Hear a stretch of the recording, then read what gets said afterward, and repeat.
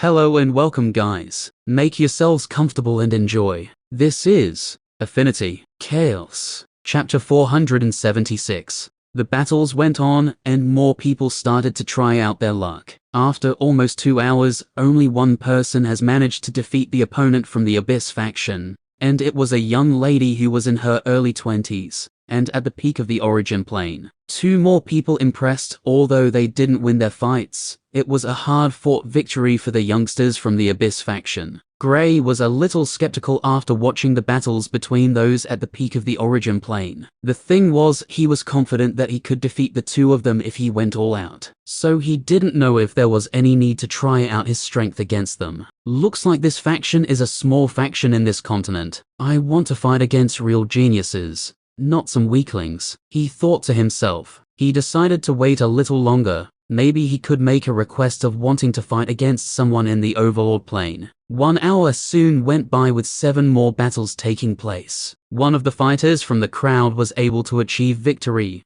although it was only by a hair's breadth. A win's a win nonetheless. Hey, aren't you going? Void's voice resounded in Gray's head. Gray stood up, walking towards the arena. As soon as he stood up, he naturally attracted the attention of others, since they were waiting for who would go next. Look, it's that guy who sat close to the arena. Guess he's going to try out his hand. Do you think he can win against those from the Abyss faction? Heh, I'm not too sure if he's lucky to face someone with a low elemental grade. Then yes, but someone with an elemental grade higher than Violet. Then he would be in for a lot of trouble. Some of the people who had taken note of Gray from the time they were watching the fight between Gareth and the Barbarian started speaking about his chances of winning. The only reason he gained this much attention was all because of where he sat down previously. When the man in charge of the event noticed the small commotion that Gray's appearance in the arena caused, he couldn't help but glance at him, studying him properly.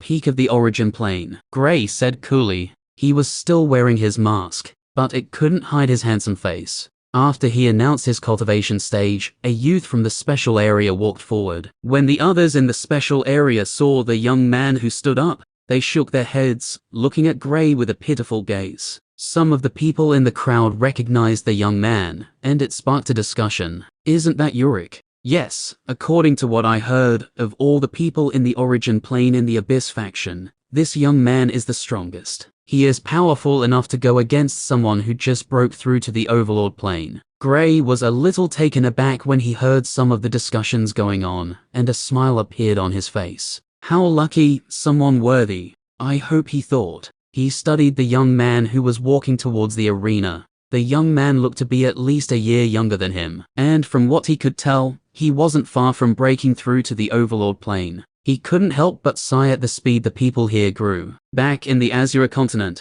there are only a few people close to the Overlord plane who were still below 20, and they were all helped by the treasures they found in the trial land. Yurik soon stood before Gray, also studying him. The man hosting the event didn't delay, and quickly called for the battle to begin. With a simple step, Yurik vanished, appearing in Gray's right, attacking with an earth pillar. Gray took his time, not rushing to defend. With a simple wave, he blocked the pillar with an earth wall of his own. Boom! The pillar slammed into the wall, but after causing some cracks to appear in it, it wasn't able to break it. Yurik didn't brood over being unable to instantly bring Gray down. He attacked again, this time with a different element, the lightning element. Gray looked around, a smile on his face as red lightning danced across his body. He soon disappeared from his spot, with a red flash streaking across the arena quickly. Boom! A blue flame erupted from where the red streak passed through, shooting towards Yurik. Yurik was left stunned when he saw this. He had used 3 elements in this battle, and just like him, Gray had also used the same number of elements. And from the speed Gray was showing, it was easy to see he was faster than him. In the stands, every person watching the battle stood up when they saw the blue flames. It was something to have 1 special element, but having 2 is rare. Gray's lightning was red, and his flame was blue. This significantly increased the speed and attack power of each element. Those in the special area were stunned when they saw the strongest elementalist in the origin plane from the Abyss faction being on the back foot against someone unknown. The representatives were all watching the fight with serious expressions. Losing to someone like Gray wouldn't be a disgrace, since it's normal for those with special elements to be more powerful than those in the same stage. Wow, he's also a multi-elementalist. I knew he was special. Someone from the crowd said, "Shut up, you liar. Weren't you the one saying he will lose within a second?" Another person refuted, "I was only trying to see what you all will say, and none of you had any hope in him." The first person said, refusing to agree to what they were saying, "HMPH, I can't be bothered with arguing with you now." Someone else said, back in the arena, Yurik was pushed back after trying to block the fireball that Gray sent towards him. The expression on his face was one of anger and humiliation. Chapter 477. Swoosh. Bang. Yurik tried to counterattack, but he was once again sent flying by Gray's fire attack. Everyone could see how easy it was for Gray to push him back. It was almost like he wasn't even trying to fight with him. "We should end this, don't you think so?" Gray asked calmly. He was expecting a real challenge. But unfortunately, Yurik wasn't up to standards, or maybe he was just too monstrous for him. Yurik gritted his teeth angrily. He wanted to refute, but even he knew the fight was pointless. Gray could easily block his attacks and also push him back. If he was a little more serious, then he would be unconscious by now. But he didn't want to give up so easily. "I know you're stronger than I am, but I want to see your true strength," Yurik said, the air of superiority long gone. "Oh, if you say so," Gray replied. Since Yurik wanted to see him at full power,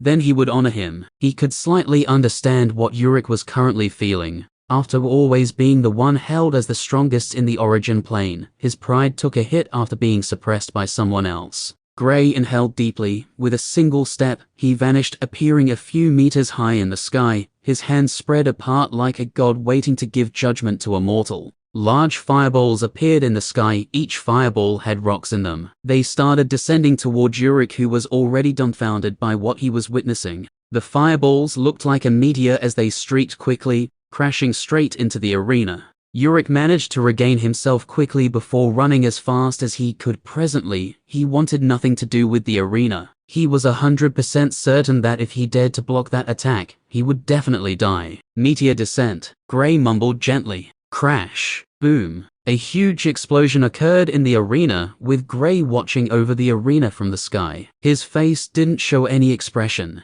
The crowd all stared at the young man who was floating mid-air, stunned by his abilities. Never in their wildest dreams did they think they would experience a day when an origin plane elementalist would awe them with his strength. Even those in the sage plane were staring at Gray. The explosion soon died down, and the empty arena appeared in front of the crowd. "Huh, where's Yurik? Don't tell me he's dead." "Look." Someone pointed towards where the man hosting the event was standing. Beside him was Yurik, who was perfectly fine. Other than the look of disbelief in his eyes, he was okay. The man hosting the event stared at Gray as he gently landed on the ground. He couldn't hide the shock in his eyes. Could he be one of those geniuses from high-grade factions who came out to train? He asked himself. He wasn't the only one who thought of this. The representatives from the Abyss faction, as well as some of the people in the crowd, also thought of this. Given the strength Gray displayed, he was too powerful to be in a faction as low as the Abyss faction, and the Abyss faction was one of the few low-grade factions. That wasn't far from upgrading to a mid-grade faction. Back in the arena, Gray stood in the arena calmly, looking in Yurik's direction. "Yes, I win," he said softly. Yurik nodded, before walking back to his seat. He didn't look angered or dejected, only a look of resolution appeared on his face. The representatives from the Abyss faction nodded in approval when he saw Yurik's reaction to his defeat. This was what it meant if one wanted to be a powerhouse in the future. It's not about losing, but your reaction towards your loss. Some people would be devastated because of a defeat, since they've been dominating those in the same stage for so long. But Yurik wasn't like those people. You should focus on improving yourself. Those geniuses at the top are even stronger than he is. An old man in the special area where the Abyss faction was sitting said to Yurik, "Senior, is there a chance he's from a high-grade faction?" Yurik asked as he took his seat. "No, if you fought against one of those geniuses from high-grade factions, you'd be dead within 2 moves. The old man replied. Yurik turned to look at Gray, shocked that even with the power Gray just displayed, he still wouldn't be on par with those geniuses from high-grade factions. They must be monstrous. He muttered to himself. You can head back to your seat. If the representatives want to speak with you, they'll send for you. The man hosting the event said to Gray when he realized he wasn't moving. I'm sorry, but can I challenge someone in the Overlord plane? Gray asked. He still hasn't gotten the battle he wished for. This was a very valuable opportunity to test his strength, and it isn't a deathmatch, so he wanted to use it properly. The man was slightly taken aback when he heard Gray's request. He didn't know what to say. With no choice, he turned to look in the direction of the representatives from the Abyss faction. They were the ones in charge of this event. A young lady stood up, walking in the direction of the arena. When the crowd saw her, they gasped in shock. This was the same lady who fought against the man in the Overlord plane previously and won within a short time. Why is she walking towards the arena? Could it be that she wants to challenge him? Are you dumb? Didn't you hear him requesting to challenge someone in the Overlord plane? Gray watched the girl coming, and his expression turned to one of seriousness. He knew he couldn't take this girl for granted. From her previous battle, he knew she was someone who liked ending her battles quickly. Chapter 478. You're quite powerful, the young lady said gently as she stepped before Gray. I can say the same about you. Gray replied. I'm an Overlord plane elementalist. You're still in the Origin plane. There's a difference. The young lady said. Gray shrugged. He didn't have a reply for the young lady's praises. Since he couldn't refute it, why reject it? Ready? The man at the side of the arena asked the duo. Yes, the young lady replied. Gray nodded while taking a step behind him, preparing for the battle. Begin. Swoosh. Bam. Bang. The young lady attacked instantly, using the wind element to the fullest. She also brought out her sword, using it to attack. Gray, who was already prepared for the attacks, set up an earth wall before him, using it to block the attacks. Bam. Crack. Oh shit, so powerful, Gray exclaimed when he saw the cracks that were running across the entire wall. He knew it would break down in a few seconds. Bang. The earth wall broke apart, sending debris around. Gray retreated from the range of the wind blades, coating himself with the lightning element. He shot towards where the young lady was originally positioned. The young lady had already moved from that direction, hoping to attack Gray as he retreated. She was left a little surprised when he didn't retreat completely instead of trying to attack her. Boom. She charged towards him, using her blades to attack. Gray sidestepped before exploding out with flames, making sure to keep the young lady away from him.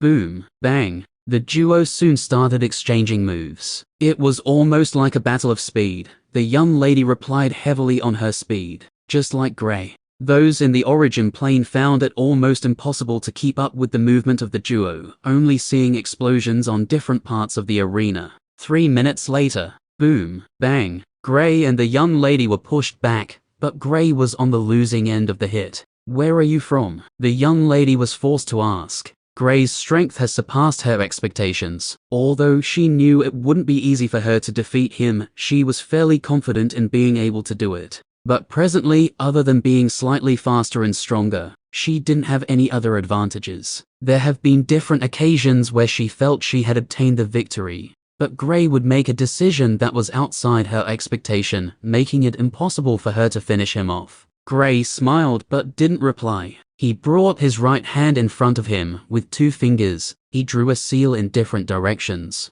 Buzz. Crackle. The sound of lightning resonated in the arena, and the pupils of the young lady dilated. She could feel a sense of danger. But what was shocking was that the attack hadn't been unleashed yet. Buzz. Bang. Lightning suddenly appeared from nowhere, streaking around the young lady. The movement of the lightning was in a zigzag form, making it difficult to predict where the attack was coming from. The young lady concentrated fully on the lightning, making sure it wouldn't be able to hit her. Bang. Bang. The lightning tried hitting her twice, but she managed to dodge it with her fast movement. Gray watched on from the outside with a smile. He continued using his fingers to draw seals in the air. With the young lady occupied with the lightning attack, he had time to make his special improvised inscription he learned from the group who caught the barbarians. He planned on only using the 3 elements he showed here. Although it wouldn't be as powerful as the one with 7 elements, it was still better than using a single element.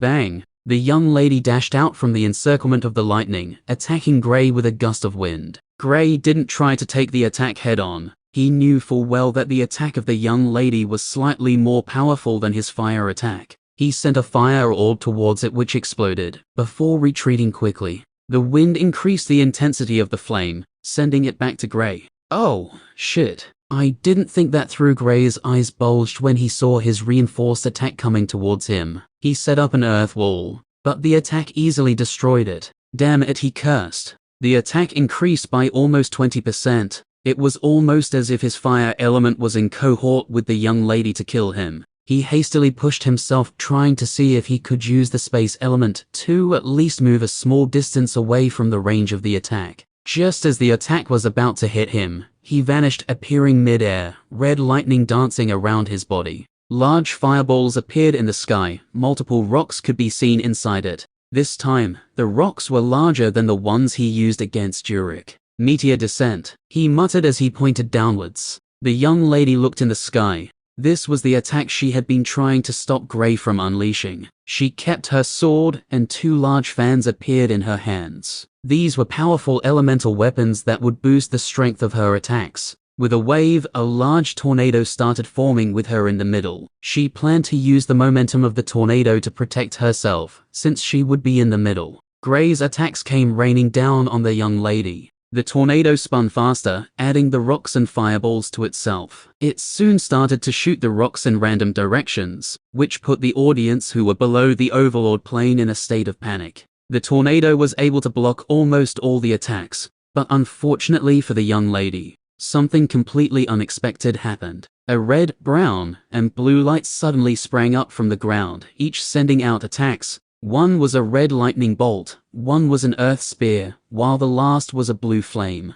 That was in the shape of a 2 meters raven. With all her strength focused on the tornado, she was left defenseless against this sudden attack. Chapter 479. He won. The old man seated in the same area as the Abyss faction said. The representatives all nodded in approval. From the positioning of Gray's next attacks, the young lady couldn't block them. It's over, the man hosting the event said calmly before waving his hand to stop the attacks from reaching the young lady. Gray, who was still mid-air, slowly floated down. He stared at the young lady for a while before bowing to show his appreciation. Thank you for sparring with me, he said with gratitude evident in his voice. Why are you thanking me? The young lady asked with a pout, a little annoyed that she lost to someone who was still in the origin plane. I had some sort of a breakthrough during the fight, Gray replied with a smile. Oh, the young lady didn't speak any further, keeping her fans and heading back to the special area. Gray didn't stay in the arena any longer.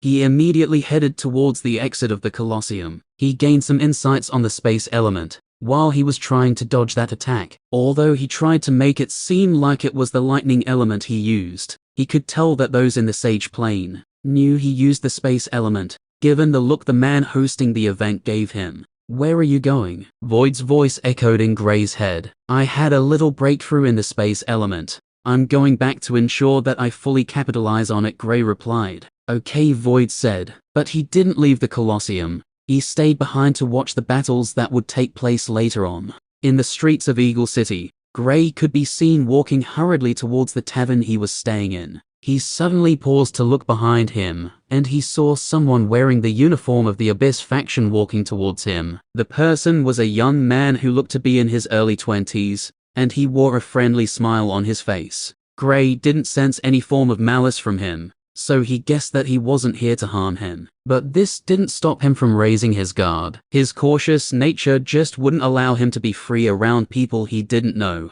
Hello, can I have a moment? The young man asked with a smile. Sure, Gray nodded. There was no need to be cold towards him since he was asking so politely. Besides, he couldn't afford to make enemies here. Thank you, we should head to an inn, the young man suggested. Gray thought about it for a while before deciding to follow the young man. He could cultivate later. They soon found an inn not too far from where they met. I believe you know why I'm here. The young man went straight to the point. He was sent here to try to recruit Gray. Even though they knew there is a high chance that he might be in a better faction, they couldn't take the risk of letting such a talent go. Oh, that? I'm not really interested, to be honest. I'll be leaving this place soon, Gray replied calmly. The only reason he tried the battle was so that he could test his strength. After the battle with the young lady, he knew there were places he needed to improve, and he was lucky enough to improve in his space element, so he was quite satisfied with the result of his battle.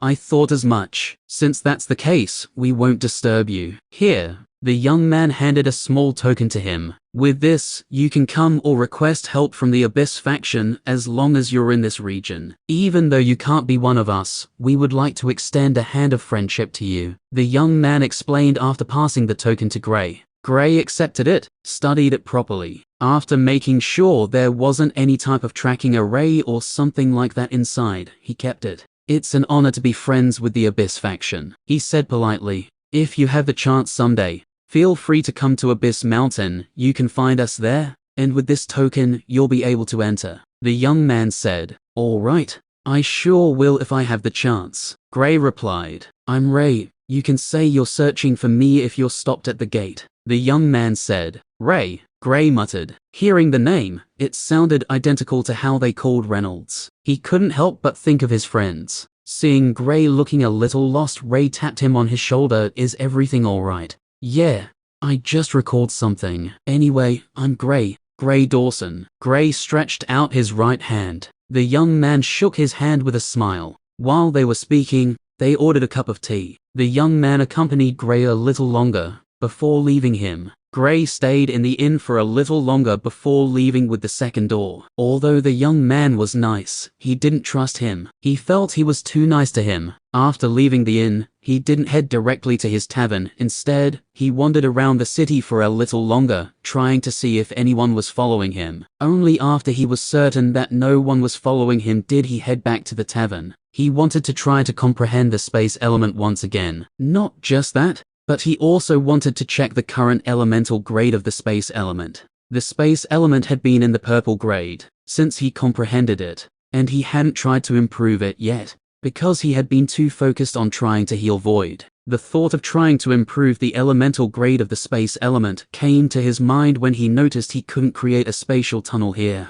unlike in the Azure continent. Chapter 480. In the tavern, Gray could be seen sitting in a crossed-leg position, his eyes closed. If one looks closely, one will notice the faint lines in the ground around him. He made an array that would protect him in case someone tries to attack him while he was in this state. He also made an array that would notify him if anyone was coming into the room, but he wanted to be extra sure he was safe. His consciousness was currently inside the chaos space. He wanted to see the current grade of the space element. When he tried to use the space element the first time, he knew the grade was too low, hence he was unable to create a space tunnel. But during the fight, he was able to use it after trying as with all his might, so he was a little hopeful, feeling his elemental grade saw an increase. I hope it increases, Gray muttered while placing his hand in the stone. After a few seconds of the usual routine, the stone lit up with 7 different colors. 2 of them were closely identical, which were the space and darkness elements. The difference was that in the color of the space element,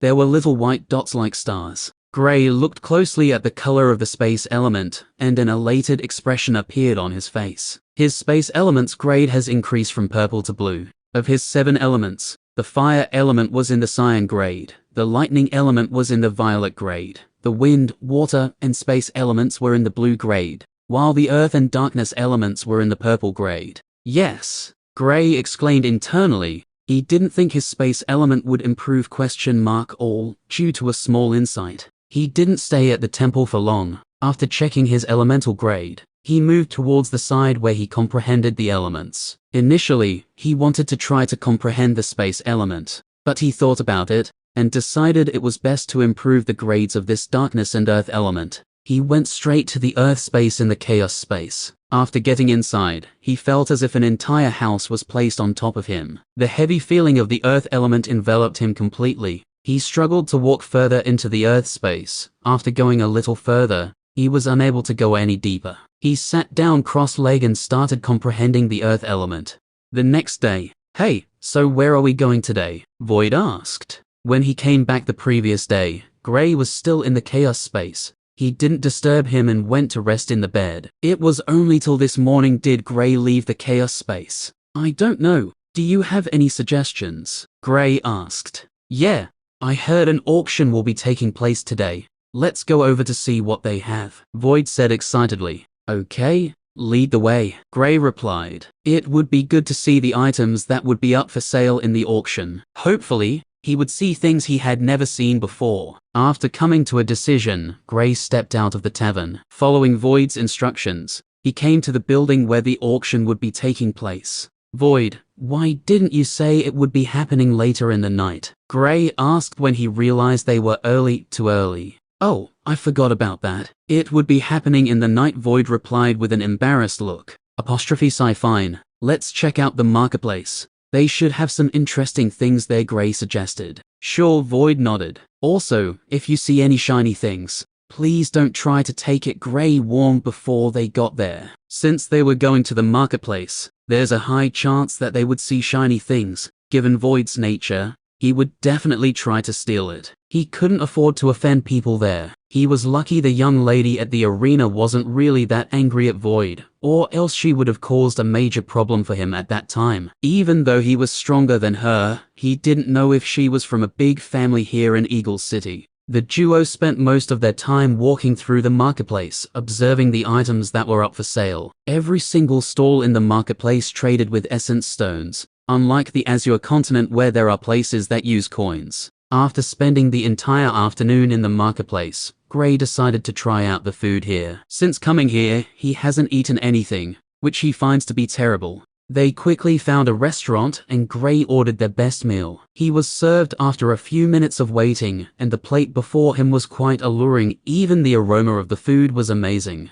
I hope it's good, he said internally. Before Gray could even taste his food, Void was already done with his, staring at his plate with greedy eyes. Void, don't you dare, Gray said while staring at Void vigilantly. The meal was a plate of soup with meat scattered in it. Void continued staring at the plate of soup, not responding to Gray's words. Void, there will be no more shiny things for you if you try it, Gray threatened. Void finally turned away from the plate after hearing the word shiny. Gray nodded before taking a sip of the soup. A sweet sensation assaulted his taste buds before going down his throat. He couldn't help but savor the taste of the soup. Now he knew why Void wanted to drink it after finishing his own. He finished the soup with a single gulp before eating all the meat. Good, I could get used to eating something like this frequently, he muttered to himself. Gray ordered another soup for himself, not forgetting Void as well. After finishing the soup, he asked for his bill. He almost vomited the soup when he saw the bill.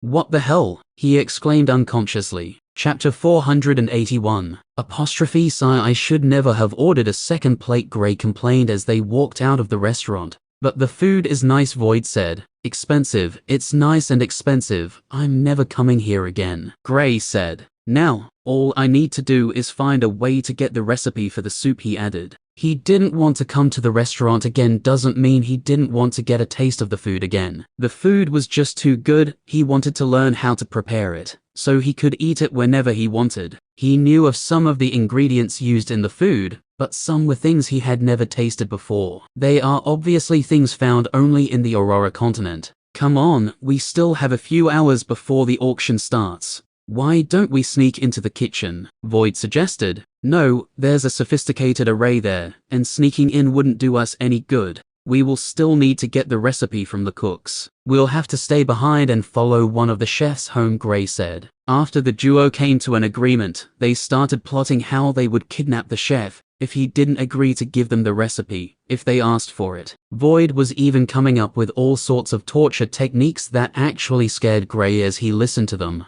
They asked around and found out that the restaurant usually closed late in the night and opened early. From what they found out, the chefs were all in the origin plane. Gray and Void hung around the restaurant a little longer to get to know the possible routes of the chefs before heading over for the auction. Void was no longer interested in the auction since there was something they wanted to do in the night that was more exciting. Gray was still angry over the stones he was asked to pay for the food. On getting to the place of the auction, his anger increased, because the price he paid just to go in was once again high. The price he paid to get into the auction was well over 10 times the stones needed to be paid to get into an auction in the Azure continent. He had to pay 500 high-grade essence stones. and what was surprising was that it was just a regular seat. The auction was held for almost 3 hours, closing just before midnight. Gray and Void didn't see anything that caught their attention. Well, actually, they did, but the prices were terrifying. Even if Gray emptied the vault of the mayor of Lapis City,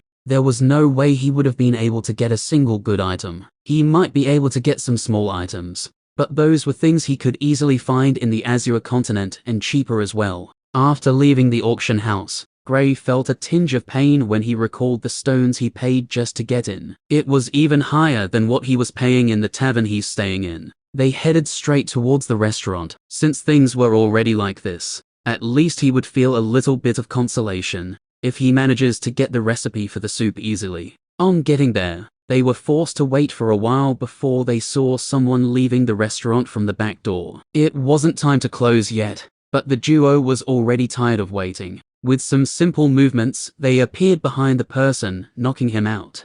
In a hidden alley not far from the restaurant, splash! Water was splashed in the face of the person. Where am I? The man said while scrambling to his feet. Are you one of the chefs in the restaurant? Void was the one who asked. Gray used a black material to cover his face, making sure the man wouldn't be able to see his face. Even his eyes were covered from the man's view. Yes, I'm a chef in the restaurant, the man replied after taking a few seconds to process the question. Good, now drop the recipe for your best dish, Void requested. Recipe for the best dish? You mean the soup? The man asked, clearly very confused by what was going on. From how the people took him, it was obviously a kidnap, yet they were only asking for the recipe of their best dish. What has the world turned into? Now they kidnap people just to get the recipe to a meal. Fucking believable. Yes. Do you have it? Void answered with Gray nodding his head. That's all you want? The man asked just to be sure. Yeah. Do you have it? I'm running out of patience. Void asked angrily. Yes, of course I do. I'm the one who even modified it to make it better. The man answered hurriedly. Since this psycho would let him go if he told him the recipe, of course he would tell him. It wasn't like people didn't already know that their restaurant was the first which made it. So even if someone else starts selling it, it wouldn't gain as much traction as theirs, and this would also make him know who kidnapped him. If only he knew that the reason Gray was doing this was so that he could cook it whenever he wanted, he would be even more astonished by how his head worked. Gray quickly took out a sheet of paper, handing it over to the man, and also a brush and some ink. The man hurriedly wrote down the ingredients for the recipe, and passed the paper back to Gray. If I find out you're lying, I'll kill you, Void threatened after Gray kept the paper. I'm not, that is the recipe. If I'm lying you can come to find me in the restaurant. I even wrote down the instructions on how to prepare it. The man said. Good, now, scram, Void said, trying to make his voice as big as he possibly could. The man didn't stay in the alley any longer, running away quickly. So, can we go now? Asked Void. Yeah, with this recipe, our journey will be quite fun, Gray replied. He had already gotten the general knowledge he wanted from this city. Now, it was time to head in the direction of Alice. During the course of his journey, he would find out more about this continent. The next morning, Gray and Void left the tavern, heading towards the gate. He still wore the mask he wore when he came to the city, and he was also wearing it when he was fighting in the arena, so some of the people who attended the event that day recognized him as he walked past them. On getting to the gate of the city, he encountered a familiar face. It was the guard who blocked him from entering the city when he first came here. When did you get in? The guard jumped in front of him when he saw him walking out. Huh? Gray raised his head, staring at the guard weirdly. He didn't think this guard will still recognize him. I need to start changing my masks now, he decided internally. How did you get in? There's no way you can enter this city without me being aware of it, the guard said. But I did, and you were lazying around in the corner. Gray lied without a second thought. His calm voice made it seem as if he was telling the truth. I never rest, the guard refuted. Just as Gray was about to start arguing with the guard, he suddenly recalled something. A token soon appeared in his hand which he showed the guard. Do you know what this is? He asked gently. It's an abyss token, the guard replied with a long face. Good, now be a good boy and move to the side. Gray nodded before tapping him on the shoulder. HMPH. If you think that would scare me, then you must be joking. The guard snorted coldly. You're scared by this? Gray asked, a little confused by the guard's reaction. Given how the host of the event was towards the Abyss faction, he felt they must be well respected in this area. Others might be, but I'm not, the guard said with arms folded in front of him. Oh really? A cold voice came from behind the guard. Looking behind the guard, Gray was surprised to see Ray. Hello, Ray waved at Gray. Cousin, it's you. The guard jumped in fright when he saw Ray. Why are you stopping him? Ray asked coldly. Actually, cousin, you see, he snuck into the city. I was only asking what he had in his bag when he first came, but he ran away. Who would have known that he would sneak into the city? The guard said with a fake smile. Heh, with the likes of you here, why would I want to sneak into the city? I could just stroll right through the front gate. Gray scoffed. Chapter 482. You, stop it. Ray cut the guard off just as he was about to scold Gray. I'm sorry for the way he acted towards you. He apologized after glaring at the guard. It's okay. Are you leaving as well? Gray waved it off before asking. Yes. Ray nodded. All right, we should leave together then, Gray suggested. Ray nodded. He gave the guard a little lecture before heading out of the city with Gray.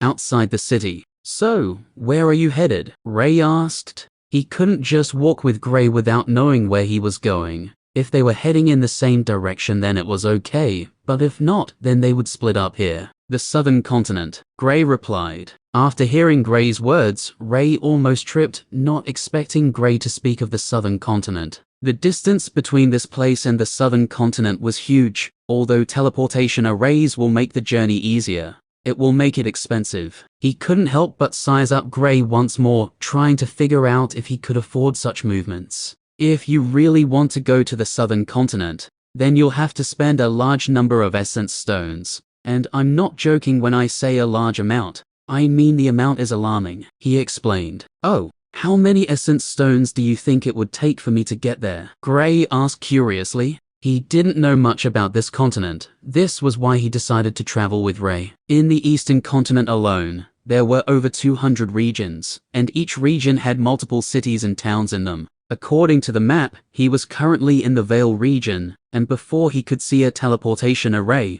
he would need to move to a bigger city. I can't really estimate it. Since you're in this region, you can use that token to travel with a 70% discount. If you were one of us, then you would have been able to travel freely across the cities in this region. Ray explained. He also added this just to see if he could use this to rope in Gray. Guess I have no choice, Gray muttered. Hearing this, a sense of joy almost jumped into Ray's heart. Well, almost. The reason for this was because he heard Gray asking a question that killed his hopes. What's the quickest way to earn money here? Gray asked. Selling treasures. If you have high-level techniques as well, they will fetch you a good sum. But that's all on the premise that you go to a good auction house, Ray explained. Although he was disappointed, it didn't mean that he wouldn't try to assist Gray. The old man in the special area told him repeatedly to make sure he put up the best impression he could when he was speaking with Gray. Of all the people who came from the Abyss faction that day, all of them respected that old man, including all the representatives.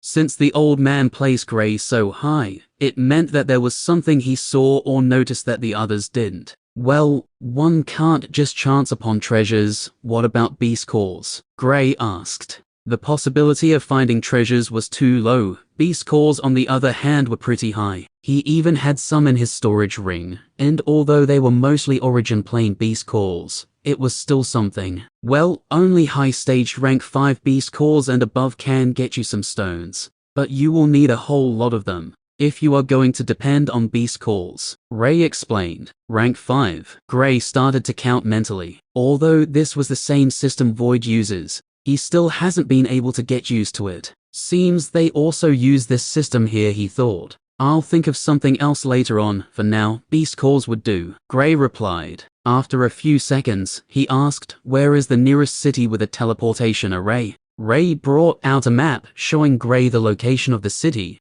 Luckily, I'm also heading in this direction. Unfortunately, we'll split up halfway since I won't be going to that city, Ray replied with a smile. Gray nodded, not refusing to travel with him. He still needed to learn some things, and since Ray offered to help, then he would naturally not let the chance go. The duo soon started their journey, with Gray asking about this region and about factions. Ray did his best to tell him all he knew, although he kind of found Gray's questions to be bizarre, since almost everyone knew about these things. The city they were heading towards was west of Eagle City, and according to Ray, a rival faction was ruling over that city. This didn't mean he couldn't use the teleportation array though, since they weren't under the jurisdiction of small factions like theirs. In the Vale region, there are over 20 factions that were just as powerful as the Abyss faction, and over 50 that were weaker. From what Ray explained, for low-grade factions, there should be at least 2 peak Sage Plane Elementalists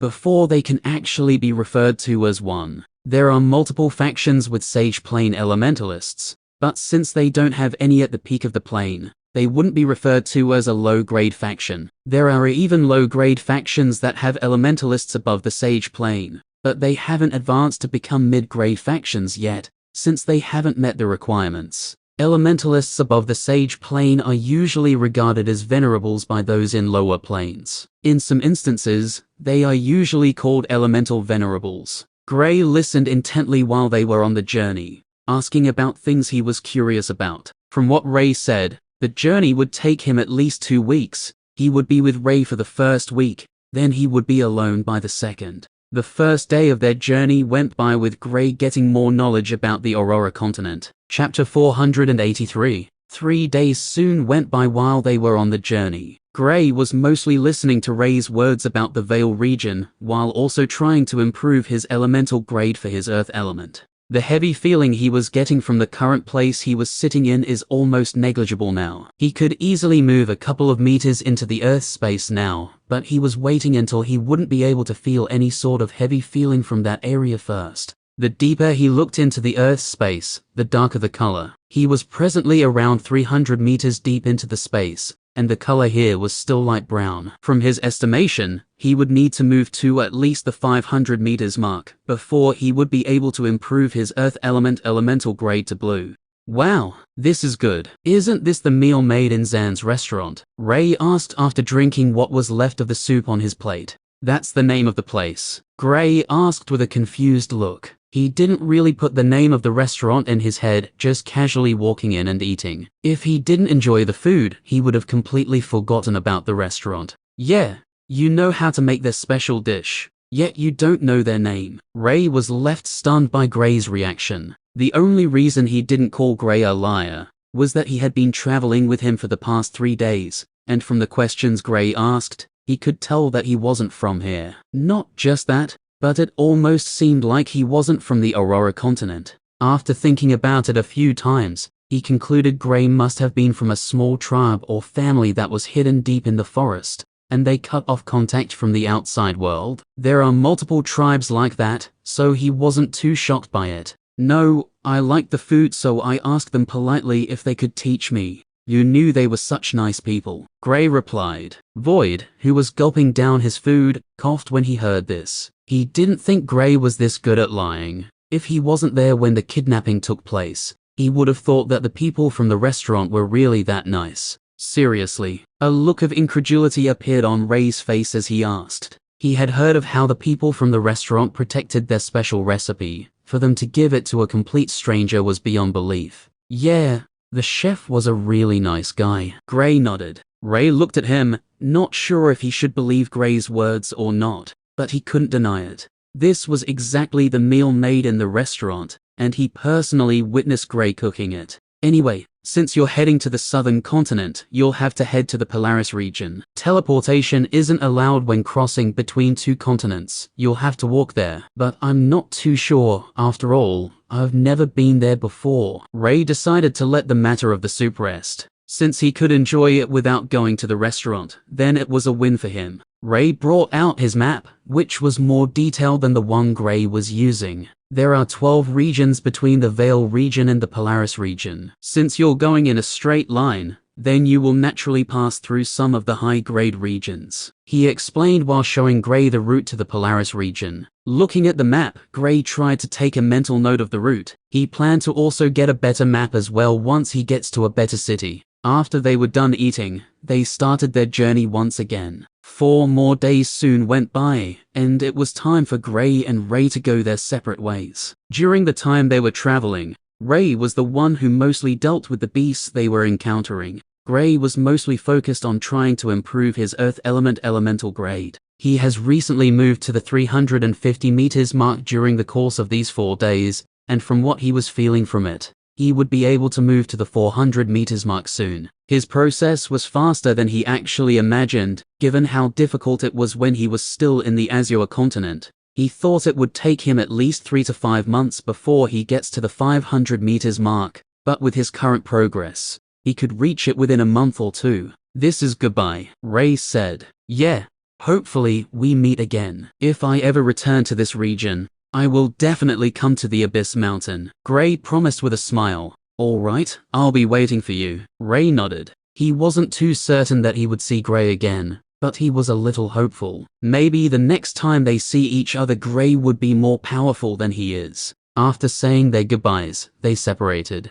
Finally, I can speak freely, Void said as soon as Ray was out of sight. I still find it surprising that you can speak and other rank 5 beasts can't. Gray said. Others can, you just haven't seen any high-leveled ones yet. Those oversized lizards can speak once they get to rank 5 as well. Void replied. Oversized? Oh, you mean dragons? Gray asked. The fact that Void calls dragons oversized lizards amazes him. Those were dragons, legendary magical beasts, and Void calls them oversized lizards. If people heard him, they would be left speechless. All right, let's begin, Void said excitedly. With their 2 alone, he had the freedom to do whatever he wanted. Remember to always keep the cores. That's currently our only source of income. Gray said. Don't worry, I'll keep the cores. I'm not that careless, Void said. 30 minutes later. Void, what the hell? You destroyed the entire head, Gray exclaimed after seeing the headless beast on the ground. I didn't know its head would be so soft. Void tried to explain. You should have attacked its body. Why would you even think of blasting its head? Gray complained. I sent the attack towards its back. It was stupid and tried to block it with its head. Void refuted. Chapter 484. Void, stop destroying their heads, okay? Gray said dejectedly. This was their main source of income presently, and Void was busy going around destroying the cores of the beasts. Even with the state he leaves them, it's almost impossible to sell their corpses. Why don't we start a food stand or restaurant? Given how good you are at cooking, you'll naturally attract a whole lot of people. And don't forget, you're handsome too, Void suggested. Guys will want to burn my face if they see me. Do you think I'm ready for such a hassle? And besides, I still need to focus on cultivating, Gray replied. He wasn't the least bit interested in cooking for others, although he couldn't completely rule out the idea, since he couldn't be too sure how desperate they might be for money. What's that technique you're using? Gray couldn't help but ask. He could sense that it was a space element attack, but it wasn't close to the level of the power of spatial distortions, but it was still very destructive. It's like sending out a small orb of fragmented space. Once it hits a solid object, it will naturally destroy it, if the object is not powerful enough to repel it, Void explained. Oh, how did you come up with that? Gray was left astonished by Void's ability. I'm smart, what do you expect? Void said, looking at Gray with a look of disdain. Gray was caught between laughing and crying by Void's reply. Can you teach me? He asked. I don't think you can, at least not in this continent. You're still having difficulties with opening a space tunnel. This would be even more difficult, Void replied. Gray thought about it for a while, and didn't think what Void said was wrong. Even though he could barely create spatial tunnels now, he couldn't use it to travel long distances like he could in the Azure continent. If he could previously travel 100 meters in the Azure continent, here he is able to travel around 10 or 15 meters. The difference was insane, and one has to know that his elemental grade increased,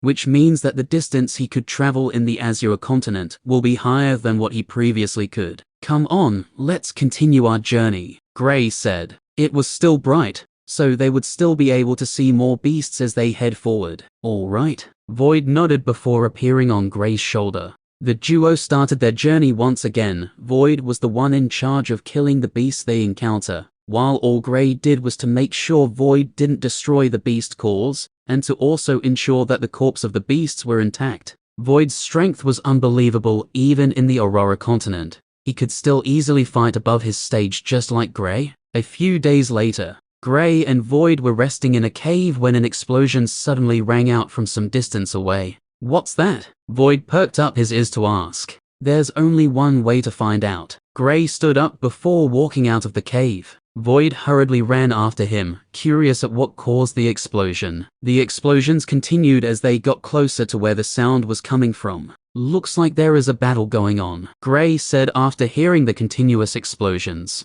They soon saw a ring of fire in the sky. Opposite it was a person covered in a lightning cloak. The distance was quite far since they could barely see the figures in the sky. Oh, strong elementalists fighting. We should watch, Void said excitedly. And what if they just decide to kill us after they are done? Gray asked, not even thinking about watching the fight. They won't. Come on, let's watch. Who knows, you might be able to learn something from it, Void persuaded. Gray thought about it for a while, and felt Void had a point. These powerhouses wouldn't be bothered with small fries like them. Besides, it wasn't like they were enemies. While Gray and Void were still discussing if they should watch or leave, the battle has continued once again. Lightning and fire were flying everywhere in the sky. Just the aftershock from the attacks were destroying the forest below the duo. Even Gray was having a tough time with staying in the same position. He was forced to move further back when the duo moved closer to where he was. From what he was seeing,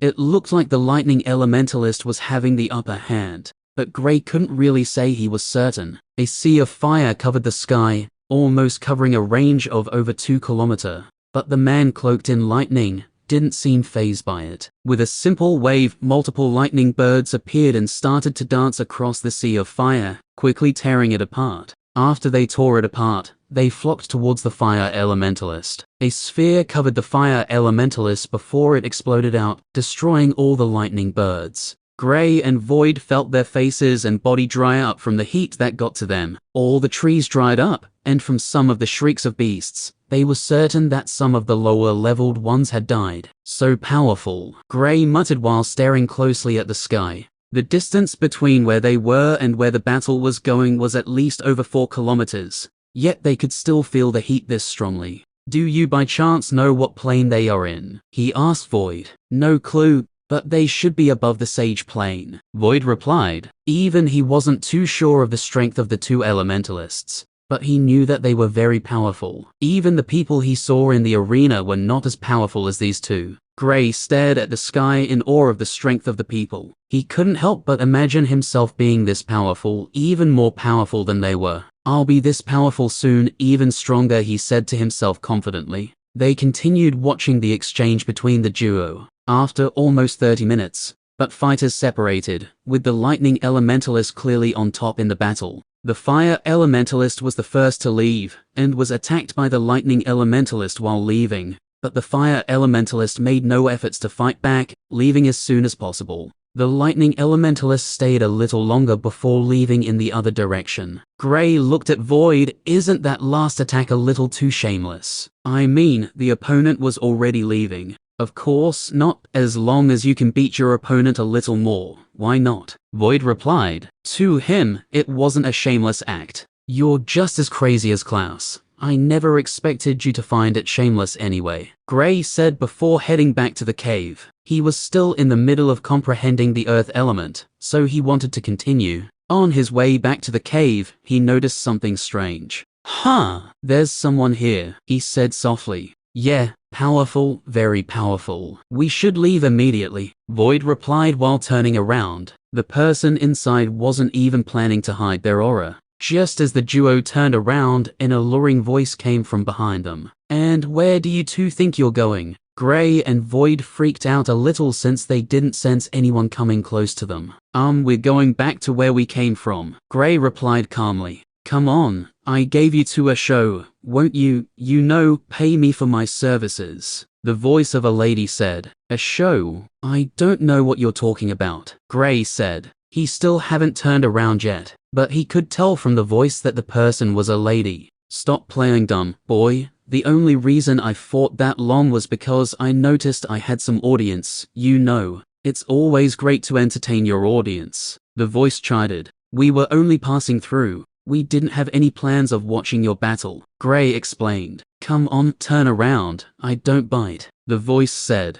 Gray refused to turn around even though he knew he was clearly no match for the lady behind him. Buzz, buzz. The sound of lightning came from behind Gray, and butterflies made of lightning flew around Gray. It was both a beautiful and dangerous sight. Gray's hair stood straight. He could sense the tingling feeling of tiny bolts of electricity dancing around his body. Luckily, his lightning element's grade was high. Instead of being shocked by it, he was surprisingly absorbing it. Such a strange boy. Even though this isn't an attack, it's strange that someone can absorb another elementalist's element, the lady said, clearly shocked by what was going on. Now I'm even more curious about you. Turn around. I'm not here to kill you. Besides, if I wanted to, you'd be dead by now, the lady said, this time, her voice not as friendly. Chapter 485. Gray stared at Void. With no option left, he turned around slowly. On turning around, he was surprised to see a lady who looked to be in her late 20s. He couldn't help but do a double take, just to be sure she was the only one here. The lady had a diamond-shaped face with long blue hair tied into a ponytail. Her eyes were blue, just like her hair. She stood at around 5'7", almost as tall as Gray. Her hergless figure was brought out by the clothes she wore, a long black shirt with trousers. Gray couldn't say she was the prettiest girl he had seen, but she was definitely in the top 10. What's with that face? The lady asked with a curious expression. She isn't able to see the entirety of Gray's face, but from the little she could see below the mask, it wasn't hard to tell that he had a surprised expression. Oh, sorry, I was a little confused, Gray apologized. Forget about it. Why were you able to absorb my lightning butterflies? The lady asked. When she came the first time, she only wanted to play around, but what happened some moments ago piqued her interest, so she naturally wanted to figure out how it was possible. I have no idea. This is the first time something like this is happening, Gray replied honestly. You don't know? That's strange, the lady replied. She stretched out her hand while staring at Gray. Gray stared back, not sure of what to do. Give me your right hand. Do I have to tell you everything? The lady asked, unimpressed by how slow Gray was at processing things. Void, this is all your fault. If we don't die, you're no longer allowed to bring suggestions that might get us in trouble. Gray couldn't help but complain. If he didn't stay behind to watch the fight, then this lady wouldn't have come to find him. She would have left as soon as she was done with her fight. Although, he couldn't say he didn't learn anything from the battle. Gray placed his right hand on the outstretched hand of the lady, and just as she took his hand, she quickly threw it away within a few seconds and retreated. Her reaction surprised Gray. What happened? He asked. The lady, on the other hand, seemed to have her guards up against him, stretching out her left hand indicating he shouldn't come closer. Gray paused, not sure of what to do. Such a strange lady, he thought internally. The lady looked at Gray, confused. Why was my senses kicked out? Even someone on my level wouldn't be able to do it this easily, she thought. Just as she sent her spiritual senses into Gray's body so she could find out why he was able to absorb her lightning, a powerful energy kicked her out aggressively as well. If she didn't retract her spiritual senses on time, she would have been injured. All right, let's head back, she said before walking back to the cave. Gray stood still. It's not that he didn't want to go back to the cave, but staying with someone who seems to have what looks like mood swings might put him in danger. After all, she could suddenly get annoyed. It wasn't like he was powerful enough to save himself from any of her attacks. Even if he enters the fusion state, he would still be killed with a single attack. Why are you standing there? Come on. The voice of the lady came out of the cave. Sigh, what have I gotten myself into? A dejected Gray stared at the entrance to the cave before walking in. Neither he nor Void knew why the lady was staying with them, but they couldn't chase her away. nor could they run. After walking back into the cave, Gray sat down in the corner, not speaking. He initially planned on trying to comprehend the earth element when he gets back to the cave, but with a suspicious person here, he couldn't. "Where are you from?" the lady asked after some minutes of silence. "Somewhere remote. I have almost zero knowledge about this place," Gray replied truthfully. He couldn't lie since other than Eagle's City, he didn't know any other place. It wasn't like lying would do him any good. "Oh, no wonder you were foolish enough to watch the battle," the lady said. "Wait, it's wrong to watch others' battles." Gray couldn't help but ask. "Not when you're this weak. Some people with short tempers have been known to kill people watching their fights. That dumb fellow I was fighting with also does that. Has I not attacked him when he was leaving, then you would have been dead by now," the lady explained. "I thought it was a cheap shot," Gray almost exclaimed. "Cheap shot? For that fool? I could beat him easily in my worst days. Much less now that I'm in a great condition," the lady scoffed in disdain. It was easy to see how little she thought of her opponent. "Oh, okay. I'll run in the other direction whenever I see people stronger than me fighting now." Gray kept a mental note of what the lady said. Ray didn't tell him anything about this, so he had no clue. The lady kept asking him questions. He answered the few he could, leaving the rest. He had some questions he also wanted to ask, but he's too comfortable with the lady, so he decided to let it go. It was soon daybreak, and the lady for some reason didn't leave. Instead, she followed behind Gray as he prepared to start his journey. "Where are we going?" the lady asked. On hearing how she asked the question, Gray stumbled. "Since when was there a we? It's just me and Void," he said internally. "This city." Gray showed her their destination on the map. He didn't know the name of the city, so all he could do was show her where they were headed. "Okay, let's get going then," the lady replied. Sigh, can't I be left alone? Chapter 486. Gray soon started his journey with an unwelcome partner, a very powerful unwelcome partner at that. "Do you have any other elements other than the lightning element?" the lady asked as they were walking. "Yeah, a few," Gray replied. "Oh, that means it's not one. Which are they?" the lady asked curiously. "Fire and..." Gray paused, not sure if he should say water, earth, wind, darkness, or the space element. He usually mostly uses the fire and lightning element. Then he alternates between the wind, earth and water, whenever he was in a place where he doesn't want anyone to find out he has more than 3 elements. Back in the Azure continent, he didn't need to hide the space element, since none of the people there had knowledge of it. But here, every individual knew of the space element, although he could hide it from those in lower planes. It was impossible to hide it from those with higher planes. Given how resourceful the space element was, he wasn't sure he wouldn't use it while he was still with her. "Is it more than 3? the lady asked when she saw Gray hesitating. "Yeah, something like that," Gray replied honestly. He planned to reveal he had the space element as well, but he was still contemplating between the earth and water element. "Come on, speak up. Although people with more than 3 elements are very rare, there are a few. There are even cases of people who have more than 4, but those almost impossible to see," the lady explained. "I have 4 elements, and 2 of them are quite special," Gray finally said after giving it some thoughts. "Okay, which elements then?" the lady asked like an excited little kid who was speaking to their elder brother. Gray stared at her. If not for the fact that he knew that she was powerful, he would have thought she was just a little child. "Lightning and fire are both special, while I have the space and water element as well," he said. "You have the space element? Wow, now that's a rare element," the lady exclaimed. "Yeah, I don't usually tell people, but given how powerful you are, you'll find out eventually." Gray shrugged. "Such a nice boy. I've sensed the spatial ripples around you. And that cat you have with you.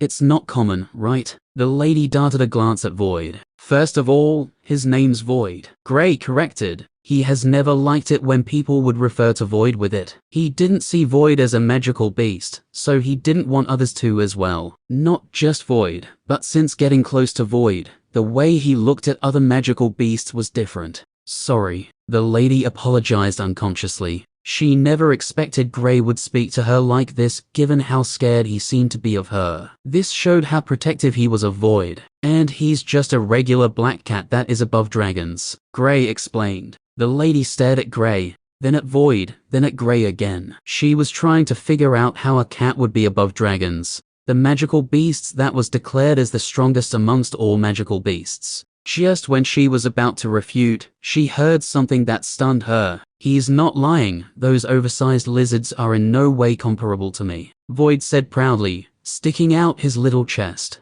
Gray facepalmed when he saw this. "Did the cat, I mean Void, just speak?" the last asked, pointing at the Void. "Unfortunately, yes," Gray said. He couldn't lie, after all, the cat was already out of the bag. "Impossible. I mean, there are high-leveled magical beasts that can speak after getting to rank 5, but a cat? That's simply unheard of." The lady found Void being able to talk at rank 5 impossible. There are higher-leveled cat-type magical beasts, but none of them have the ability to speak while still in rank 5. "Like I said, a cat that's above dragons," Gray said. As much as he didn't want it to seem like he was hyping Void, he couldn't really downgrade him. Void was special, and he knew just how prideful he was. He has the space element as well, right?" the lady asked. "Yeah," Gray nodded. "Wait, seriously?" the lady asked. "Yeah, I just confirmed that to you," Gray said. "But how come I can't sense spatial ripples around him? It couldn't be that this cat is above dragons, right?" the lady thought, a little confused. "All right, we should get going now. I still need to get to city," Gray said. The lady nodded, and they soon started their journey once again. With the lady with them, he felt a little more relaxed. After all, it's not every day you get to be in the company of someone powerful. After seeing how free the lady was, he started speaking with her, asking her for help with the lightning element. She was already very powerful, so she knew more about it. Gray got to find out from the lady that she was actually a dual elementalist, having both the lightning and light element. His interest in the light element was instantly rekindled, and he almost wanted to tell her to use it on him. He refused though, since he didn't know if it would hurt him. He had heard of the healing properties of the light element, but he still haven't experienced or seen it yet. He didn't know about Chris using it on him, so he still thought he hadn't encountered the light element yet. Gray started to comprehend the earth element at night once again, and Void started fighting against beasts again. A few days later, the group soon appeared in front of a large city. The size of the city was shocking. Gray had never seen a city this big, even the capital in the Killen Empire wasn't this big. "Wow, now that's a big city," Gray commented. "Yes, and there will be lots of shiny things," Void said with glittering eyes. Chapter 487, Ernst City. Gray and Void stared in wonder at the busy city, with carts going in and out. "Is this like a trade city?" he couldn't help but ask when he saw how high the number of carts and carriages going in and out were. The lady who was by the side shrugged. "I have no clue. This is my first time here." Gray wanted to complain, but since she was stronger than he was, he kept his mouth shut. Even he hadn't been to a lot of places in the Killen Empire, which was far smaller than the Eastern continent. The duo stepped into the city with Void being held tightly by Gray. Just looking around gave Gray a headache. The number of shiny things was astronomical. He could literally feel Void shaking from excitement. "What's wrong with him?" the lady asked. During their journey, she has gotten to know the duo a little, but this was her first time seeing Void like this. "Those." Gray used his eyes to point at a stall filled with shiny things. "Those worthless pieces of trash?" the lady asked with a baffled look. "Yes, he has a weird obsession with shiny things. No matter how useless it was, since it was shiny, then he was good with it," Gray explained. "That's a weird obsession," the lady remarked. "A treasure?" Void suddenly perked up, looking deeper into the city. After saying this, one could see him even more visibly excited compared to before. "Shush." Gray quickly tried to stop Void from speaking any further. "There's a treasure in this city." Unfortunately, the overexcited Void didn't pay any attention. All he had his eyes on was the treasure he could sense in the city. He had even completely forgotten about the shiny things around. The lady who was walking with them was startled. "A treasure? He can sense treasures." "Void, stop doing this. Even though she doesn't seem to have any bad plans for us now, what if she suddenly decides to kidnap you and you use as a treasure-seeking tool?" Gray chided. He was furious with how careless Void was. There was still the possibility of the lady having bad thoughts towards them. Now Void was giving her an opportunity for greed to take over and give her a reason to kill him. Void would be fine since she would need him alive, but he on the other hand might be killed. I'm sorry. It's just that I need this. Very important. Void apologized with a lowered head. Then why did you speak it out loud? You could have at least told me so that we can think of a plan, Gray asked. We can't, we're too weak. But she can, given her bored look. I think she will want the thrill of us stealing something. Void explained his reasoning behind his actions. It might work, but this is dangerous. Before doing anything like this again, at least try to inform me. You're basically putting me in danger with this gamble of yours, Gray advised. Void could still be said to be very young, so it was natural that he was sometimes controlled by impulses. Sigh, yes, he can, but only treasures beneficial to him. Since we share some elements, they are still good for me. Gray replied with a somewhat frustrated look. Wow, that's an amazing ability, the lady exclaimed. Hey, little guy, want to get that treasure? She turned to look at Void, who had already opened his black eyes wide enough that just staring at it made one feel like they were about to get lost in space. He initially wanted to veg the lady to help with stealing the treasure. Who knew he didn't even need to bring it up? Without even blinking, he nodded continuously. The lady burst out laughing, covering her mouth. She found Void's reaction to be very cute. All right, you lead the way, we'll follow, the lady said. Wait, you're planning to steal it? Gray asked as if this wasn't what they hoped for. Yes, I'm bored. This should at least be able to make me feel a little excited, the lady replied. Gray did a double take on the lady, making sure she wasn't a teenager who was pretending to be older, just because she was powerful. What's with that look? Come on, let's go, the lady said. Gray followed behind the lady who took the lead, following Void's instructions. They soon got deeper into the city. Ernst City was at least 500 square kilometers, and the lady told Gray there were over 3 million people in the city. This was not only the largest city Gray had been to, but also the most populated. Void was happily showing the lady the way, while Gray was carefully observing the city. Of the three, he was the only one who seemed to care about their safety. Void and the lady were almost the same, carefree and nonchalant towards things that they didn't find important. After almost 3 hours of walking, they soon got to a rich district of the city. Surprisingly, it had a wall around it, separating it from the other part of the city. And the reason they knew it was the rich district was that it was boldly written on the top of the gate leading into it. Just as they were about to step in, they were stopped by the guards at the gate. Gray secretly started praying for the safety of the guards. The lady with him might lose it and start beating them up. That's if she didn't kill them. Stop there, you can't enter this district without permission, the guard said. Gray couldn't help but recall the guard he met when he went to Eagle City, who was also demanding something like this. We are travelers who want to use the teleportation array, he explained. The teleportation array was safely guarded, since it generated good revenue for the city. Not everyone could afford to use it, so whoever said they wanted to use the array would naturally be fully loaded. Chapter 488. The teleportation array, the guard asked just to be sure. Didn't you hear him speak the first time? Move out of the way, we're in a hurry, the lady said, walking forward with Void in her hands. Gray shook his head, looking at the guards a little apologetically. He gave a pleading gesture before walking in behind the lady. The guards wanted to try to stop the lady when she initially barged in, but the aura they sensed from her terrified them, scaring them away. Hey, little guy, which way? The lady asked after they passed through the gate. Void pointed towards the eastern part of the district. The guards who were at the gates wanted to stop them, since the teleportation array was situated at the center of the city.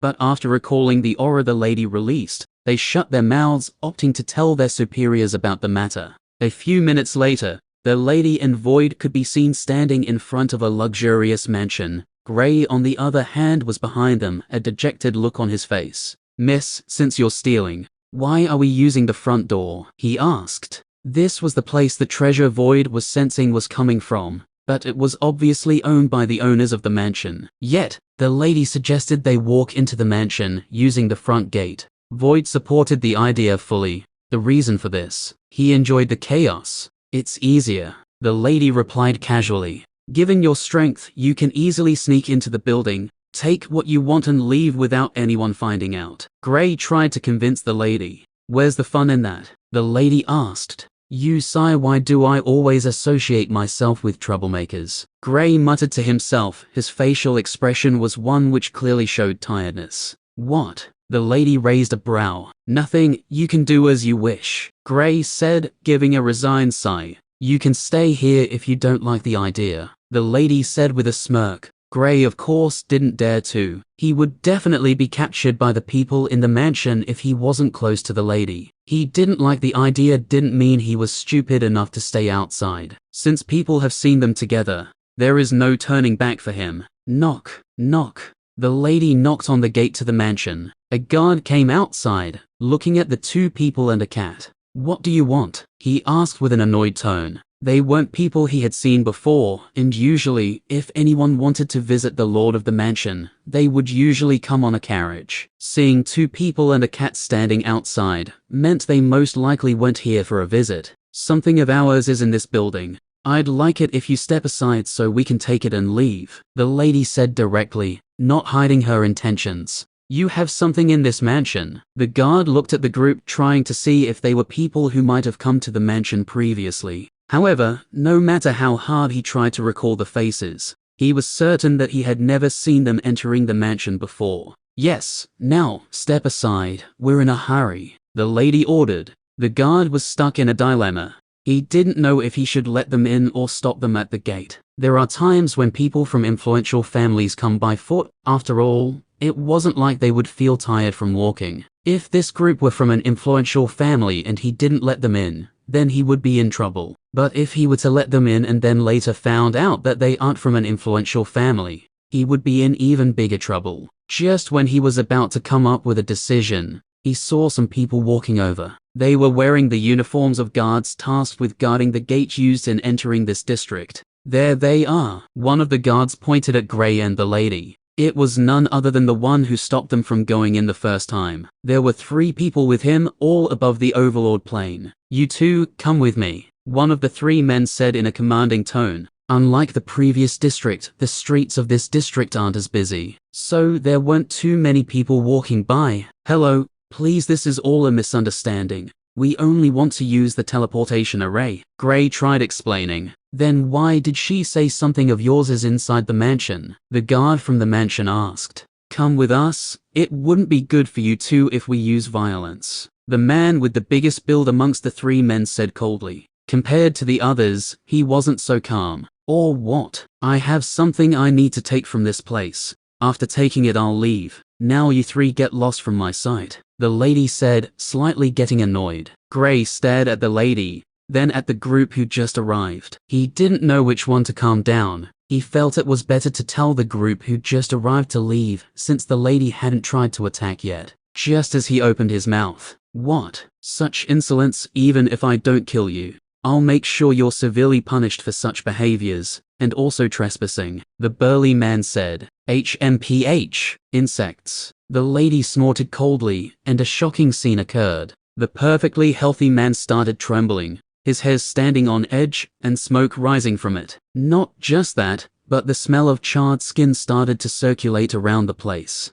The man soon fell on the ground. From the looks of it, everyone could tell he suffered from an electric shock. Gray stared at the lady with a blank expression. If he wasn't aware, he would have thought she wasn't the cause of this. To think she could electrocute someone just from a look, he thought in awe. Chapter 489. What just happened? One of the 2 remaining men asked in shock. The same thing will happen to you if you don't get out of my face soon enough, the lady said coldly. Gray and Void gave a thumbs up in their heads. The lady was so overbearing. The man stared at the lady in terror. He couldn't believe that she was the one who did this. One has to know that the person with him was a sage plane elementalist, just like him. Even though they weren't at the peak of the plane, it wouldn't be easy for someone to incapacitate them with nothing but a look. Who are you? The man stammered in fright. If this lady were to be an elemental venerable, then they were toast. Offending a venerable was no different from signing their death certificates. Even the few venerables in the city wouldn't want to offend another venerable, just because of them.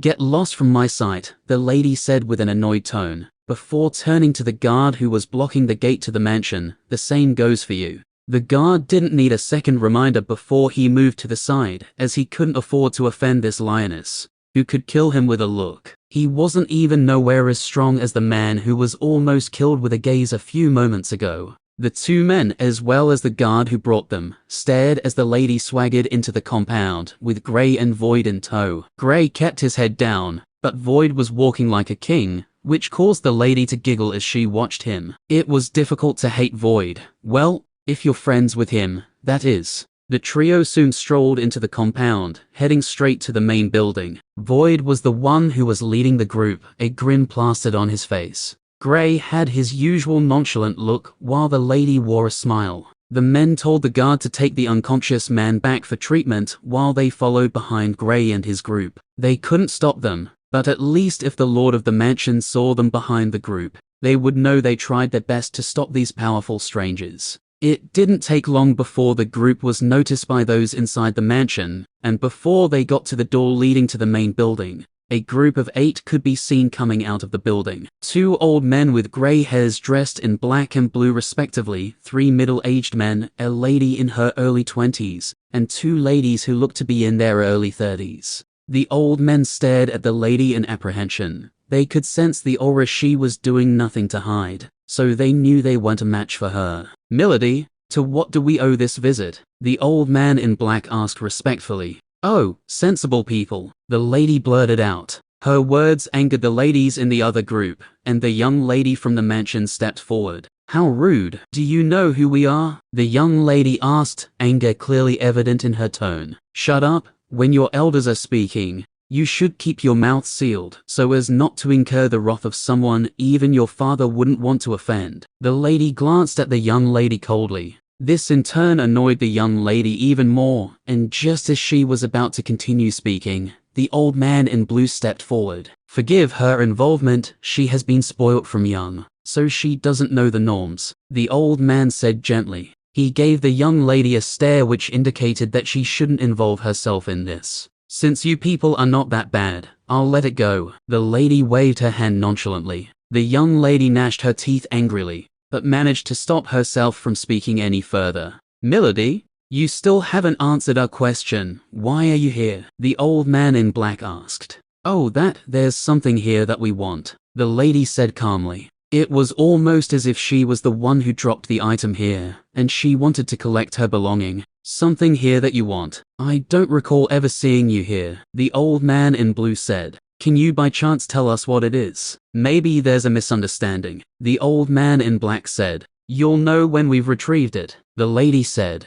The old men exchanged glances, staring at the middle-aged men as well. They could tell this person before them came to cause trouble with them, but what they didn't understand was why. This was their first time encountering this lady, so they haven't offended her before. What was more annoying was that other than her, the 2 people with her were weaklings. Unfortunately, they weren't confident that they could defeat her even if they teamed up with the rest of the people in this mansion. With a resigned look, they gave the nod to the lady, giving her permission to go ahead. Since she hasn't made a move yet, it meant that she was at least trying to show them some respect. "Void, lead the way." The lady bent down, whispering into Void's ear. Void nodded happily, before walking towards the building. Just as they were about to go in, the young lady stood in front of them. "Grandpa, what's the meaning of this? How can you let these strangers walk into a house so easily?" the young lady asked, not willing to let them in. "Clara, step back, don't make things difficult for your grandpa," one of the middle-aged men reprimanded the young lady. He had some resemblance with the old man in blue. "Dad, who are these people? They didn't even state their origin, yet they want to enter a house and take something so easily." The lady refused to back down. "HMPH, noisy," the lady snorted coldly. After saying that, she suddenly did something that startled Gray, who already had a look of someone who was being forced to go along with them. Well, honestly, he was. "Gray, deal with her," the lady said, pushing Gray forward. Gray was shocked, not expecting something like this to happen. "You can walk into the building and take whatever you want. Why are you bringing me into this?" He quickly turned to complain to the lady. "You've been lazying around since we met. Void has been the one doing all the hard work. Now, Either you fight, or we leave you with them," the lady threatened. Gray was dumbstruck. It was almost as if they weren't on the same side. He turned to look at Void, who was finding it difficult to hold back his laugh. "But she's in the Overlord plane. I'm just an Origin plane elementalist." He tried to use his lower plane to get away from the battle. It's not that he was scared of fighting. It's just that he wanted them to leave this place as soon as they could. "It wouldn't be nice if more people came here. Haha, you want this wimp to fight against me? I'll kill him before he can even say I admit defeat." Clara laughed out. She was in the second stage of the Overlord plane, and no one below her stage has ever defeated her. "See, she's calling you a wimp. Will you accept this?" the lady asked. "If I say yes, can we go?" Gray asked. "No," the lady replied. The group who came out from the mansion stared at Gray and the lady in confusion. They couldn't see clearly that they weren't in agreement with what was going on. "From what I can see, the cat and the girl are in this together. That young man there is being forced," the old man in black whispered to the other one. The other man shrugged, not wanting to involve himself with these people. He had seen his fair share of crazy of the years, so this didn't surprise him. After a bout of argument, Gray was forced into a battle. He didn't want to, but he couldn't say no since the lady threatened to beat him up and still allow Clara to beat him up as well. "Here's the deal. If you can beat him, we'll leave without taking anything. But if you're not, you'll apologize for your behavior and also pay us," the lady said. Before the old man could speak up, Clara nodded deal. Her expression was one of someone who had utter confidence in himself. Just before Gray started the battle, "Impress me, maybe I'll show you a thing or two in the lightning element," the lady whispered. Void jumped into her arms while Gray stepped forward. "He'll win though." "Huh?" The lady looked at Void surprised. She can't defeat him. If he goes all out, even two of her will find it almost impossible to defeat him, Void said. The lady glanced at Gray, finding it difficult to believe that someone in the Origin plane could defeat someone in the Overlord plane so easily. It's not that she hasn't seen it before, but from how Void spoke of Gray, it meant he was stronger than any one of those people she has heard of. Chapter 490. The two old men looked at each other and couldn't help but let out a sigh of relief. If this was what the lady wanted, then they wouldn't need to worry about losing anything from the mansion, since Clara would easily defeat Gray. They suddenly concluded that the lady was probably trying to train Gray, and since they weren't from here, she didn't know where to get opponents on his stage, and she might be a little overconfident in him. The old man in blue stepped forward. "Since they're going to spar, why don't we give them a good platform? You can do as you please." The lady waved. The old man nodded, before waving his hand, which caused an ice platform to rise from the ground, with Gray and Clara standing in the middle. Around the ice platform was a pool of water that ran around its edge. Gray lightly tapped on the ice platform and couldn't help but nod his head. The thickness of the ice was amazing. Not just that, but the color of the ice was almost completely blue. According to what he knew,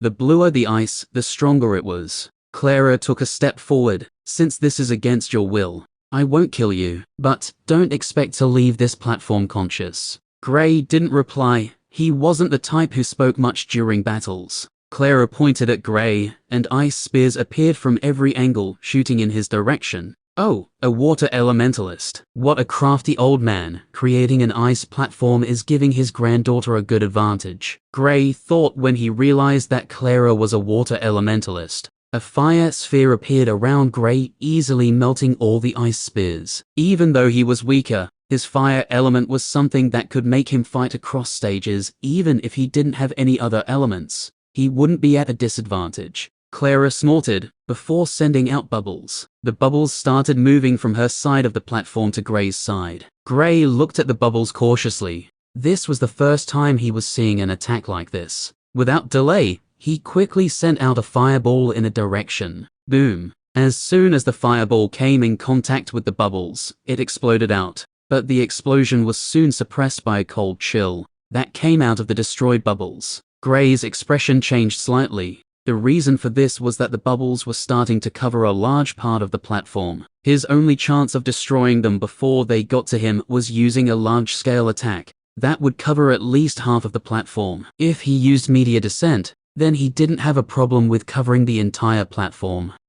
I'll use that, he concluded. A large area of effect technique he learned while in the Lunar Academy soon came to mind: lightning rain. With a few hand seals, a small storm cloud appeared above the platform. Unlike the usual silver color of lightning, what the people saw were red streaks of lightning dancing across the cloud. Red lightning soon came crashing down on the platform. Clara created an ice shield above her that protected her from the lightning.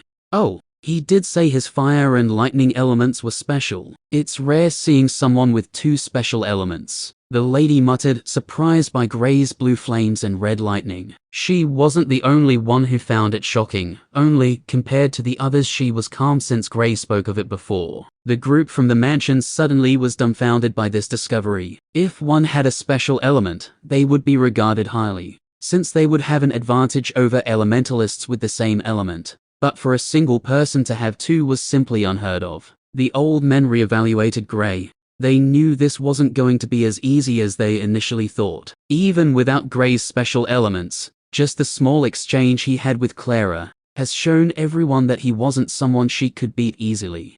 Clara pushed forward while still being protected by the ice shield. With a wave, she released a sea of water in the platform, except for where she was standing. As long as Gray was standing on the water, then he would be affected by the lightning. Gray naturally realized what she wanted to do, and couldn't help but smile. He tapped his feet on the ground, and to the shock of Clara, the water turned into ice. A multi-elementalist, Clara said softly. HMPH. It still wouldn't change the outcome of this battle, she added. She raised her hand and 3 large broadswords made of ice appeared, attacking Gray from 3 sides. Gray was forced to move back, before unleashing a series of lightning and fire attacks. The lightning rain had stopped since he couldn't continuously give it essence. They soon started exchanging a series of attacks, each blocking and countering their opponent. Boom, bam, crack. Both Gray and Clara attacked with their most powerful attacks, destroying each other's defenses, while pushing their opponents back.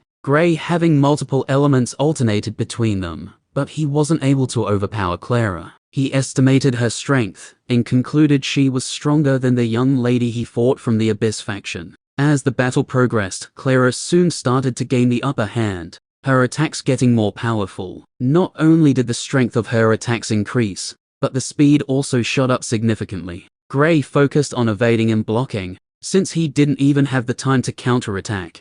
The old men smiled when they saw this. Clara is finally taking him seriously, the old man in blue said with a smile. Yeah, and with that technique, since she's constantly on the attack, her attack speed and power will continue increasing as long as the boy doesn't break the chain. The middle-aged man who looked like the old man in blue commented. The lady was watching the battle seriously. She couldn't say she hasn't been impressed with Gray's performance so far, and she knew he still hadn't shown his full strength. Chapter 491. Boom. Gray was pushed back by an attack from Clara. Just as he was about to regain his footing, he saw ice arrows shooting towards him at breakneck speed. Even with his lightning element, it would be difficult for him to dodge it. He didn't panic. With a small step, he suddenly blinked, dodging all the attacks while moving forward. Clara, who thought she finally had him, was left shocked when she saw him standing only a few meters away from her. What was worse was that he had a lightning orb, which seemed to have hints of blue flames in it.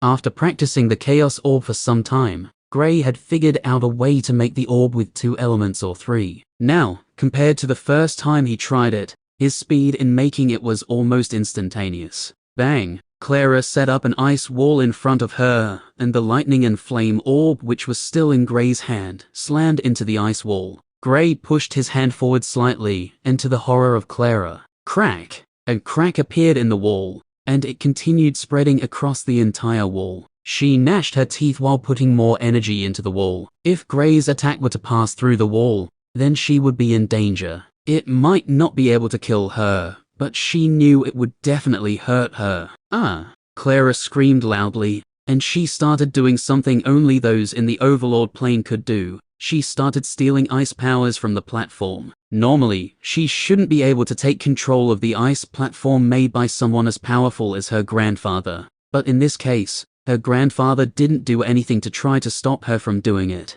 The ice wall, which had started cracking, soon started closing up. Gray noticed the sudden increase in essence in the ice wall, He narrowed his eyes, staring at Clara. The lady glanced in the direction of the old man in blue. I only created the platform. I've already removed my imprint from it the moment I made it, the old man in blue said. The lady checked it, and it was just as the old man said. His imprint was not in the platform. HMPH, your granddaughter will still lose, she snorted coldly. We know, from the moment the boy used the space element, the battle was decided, the old man in black said. They all saw how Gray dodged the ice arrows. Space elementalists have always been regarded highly, even those well ahead of them in stages find it difficult to defeat them, especially one who is very proficient in using the space element. From how Gray dodged the attacks, they could tell he wasn't that good in using it. But since he could navigate around multiple ice arrows without getting hurt,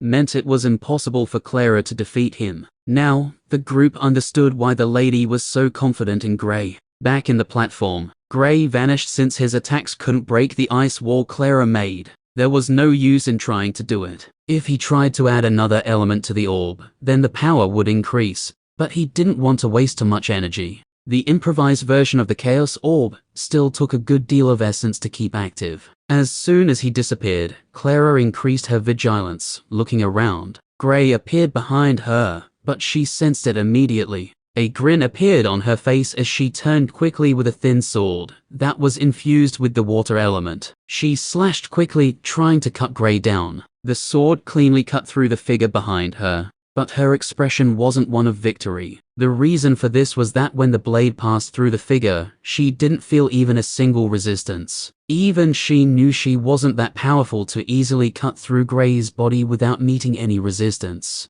And just as she was still trying to comprehend what happened, she saw the figure of Gray slowly fading. Her pupils shrunk, an afterimage. Don't move, this battle is already over. Gray's cold voice came from behind her. Clara was still in the slashing position, and she could clearly sense the aura of the orb which Gray held previously, but this one seemed slightly more powerful than the one he previously used. She stared in disbelief, but still didn't bring down her sword. She was finding it difficult to believe she lost just like this. You were holding back from the start, she asked angrily. Thinking about this made her feel a great sense of humiliation. If Gray used the space element from the start, then the battle would have ended sooner. For someone who had not been beaten by anyone below her stage before, she found it difficult to accept. I'm still holding back, Gray said. His reply shattered the perception of Clara. She was still finding it hard to accept that Gray didn't go all out from the start, thinking he only went all out when he used the space element. Yet Gray was telling him he was still holding back. Who was he deceiving? Big words for someone who depends on the space element, Clara said, trying to rile Gray into fighting without the space element. Whatever, admit defeat so I can leave this place quickly, Gray said, pushing the orb closer to her. If she tried to make any funny moves, then he would instantly slam the orb into her back. Even if she was in the mid-stages of Overlord Plane, it would be difficult for Clara to survive it. Much less when she's still in the early stages. Clara clenched her sword closely, still not willing to give up on the battle. Just when she was preparing to attack, Gray, the lady who came with Gray, suddenly called out. Gray turned to look at her. We're done here, let's go, the lady said. Oh, okay. Gray retracted the orb with a nonchalant look before turning around. Just as Gray turned, Clara stabbed her sword, aiming for Gray's heart. Chapter 492. Clara's sword, which was about to stab into Gray's body,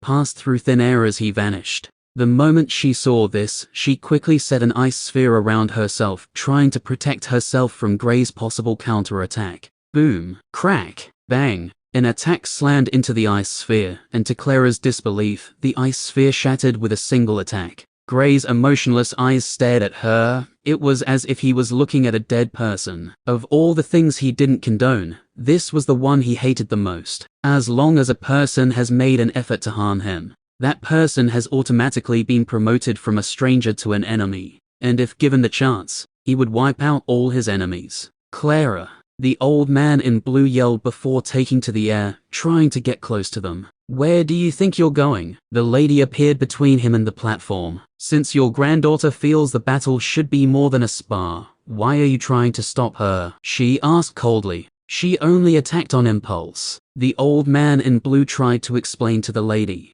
Do you call trying to kill someone when his back is turned an impulsive attack? The lady scoffed. The old man in black, accompanied by the 3 middle-aged men, took flight as well. One of the 2 ladies also joined them. The other one was still in the overlord plane, so she couldn't fly. Back on the platform, Gray strolled towards Clara, releasing unrestrained killing intent. The only reason he didn't kill her instantly was because Void was still busy, and since the lady could take care of the group, he wasn't too worried. In the end, he was certain that even if he didn't kill Clara, she wouldn't go unscathed. What are you trying to do? Clara retreated 1 step at a time when she saw Gray approaching. For the first time since she appeared, a hint of fear was in her eyes. She looked around worriedly, and seeing that her grandfather and the rest of her family members were blocked by a single person, she slowly started falling into despair. From Gray's previous attack, she realized he wasn't lying when he saw he still hadn't gone all out. If Gray were to go full power on her, then she would be dead within a few moves. Nothing, just repaying a favor. Gray replied with a shrug. Clara turned around trying to escape, but she was forced back by an attack from the sky. She looked up and a blue inscription could be seen in the sky. The blue inscription wasn't the only thing present. There were also the lightning and water element inscriptions in the sky, but they were hidden. An inscriber. She turned to look at Gray. Gray didn't reply. With a step, he suddenly vanished. Clara, who had been used to seeing him appear either behind her or by her side, prepared herself for his attack. Her expression changed when Gray's figure appeared in front of her, an orb made of lightning and fire in his hand. He didn't even try to hold back, slamming it into the stomach of the unprepared and terrified Clara, sending her flying. Clara's shriek of pain resonated in the entire compound. Boom, bang. Her body was brutally attacked by a fire and lightning attack that was released from the inscriptions above, and a long ice spear stabbed her. All these happened while she was still mid-air from the previous attack of Gray. The ice spear pinned her into the platform, making sure it was impossible for her to leave the platform and get help from the people around. Presently, every single individual in the mansion was outside, staring at the group who were held back by the lady, and Clara who was being attacked by multiple attacks. Her scream brought them out from their stunned states. They weren't the only ones stunned. The group who were mid-air with the lady were shocked, not expecting Gray to attack so decisively and brutally. From the series of attacks he sent out, even if Clara didn't die from them, she might be crippled. You rascal! How dare you! The middle-aged man who was Clara's father exclaimed in anger, charging towards the platform. Just as his figure shot towards the platform, bam, bang, crash. His figure crashed heavily into the ground after a heavy collision with an attack he didn't even see. A huge crater was created after his body slammed into the ground. The 2 old men's expressions turned cold, and the middle-aged men were staring at the lady with apprehension. Don't look at me like that. Do you expect me to allow him to hurt a junior? The lady said. With her reason laid bare, it was evident that she wouldn't allow a single person lay their hands on Gray. Check on him. The old man in blue restrained his anger before telling the lady who was on the ground. Before the lady got there, some of the guards had already rushed there. I didn't kill him. He should be fine after a year or so, the lady said nonchalantly. Her words only made the old men furious. Since you won't allow a senior to attack him, what about those in his age group? The old man asked. The lady made a face of someone who was deep in thoughts. She turned to look at Gray, then at the group, then at Gray again. He's powerful, but he still lacks some control over his elements. The way he uses it is also different. It will take some time if I want to impact anything to him, she thought while still alternating her gaze between Gray and the group.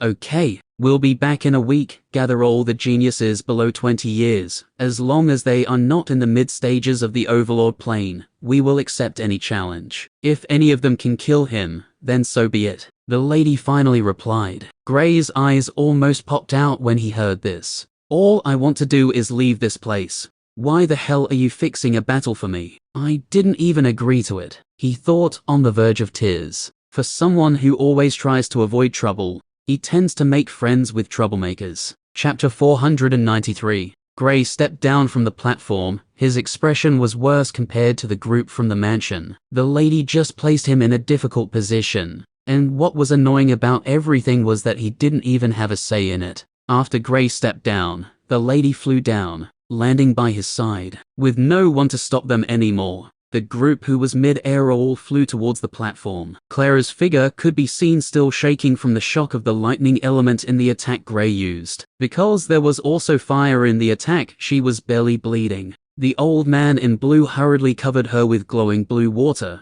and Clara's shaking figure stopped moving altogether. The old man grabbed her hand, and his expression changed drastically. He looked at Gray with furious eyes.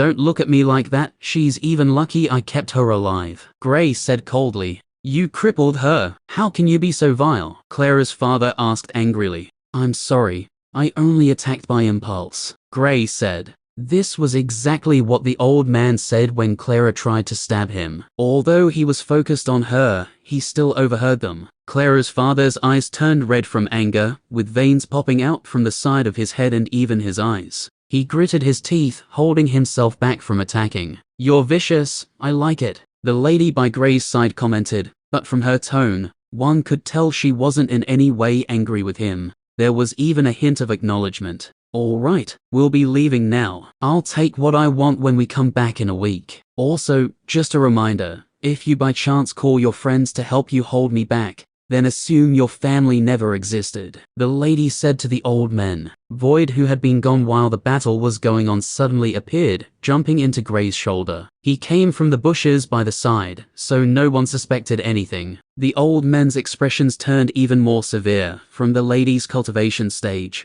They all knew she was someone they couldn't afford to offend. But this didn't mean they could let this go. Since she personally set up this challenge for Gray, then they were going to make sure he dies mid-battle. As long as they weren't the ones who caused his death, the lady would let them go. "Give out the order. I need the strongest genius in the city below 20 years. As long as they can defeat this boy, then they will be rewarded heavily. Head to the Pyro faction. I'm friends with the faction leader. Tell him of this incident. He will know what to do."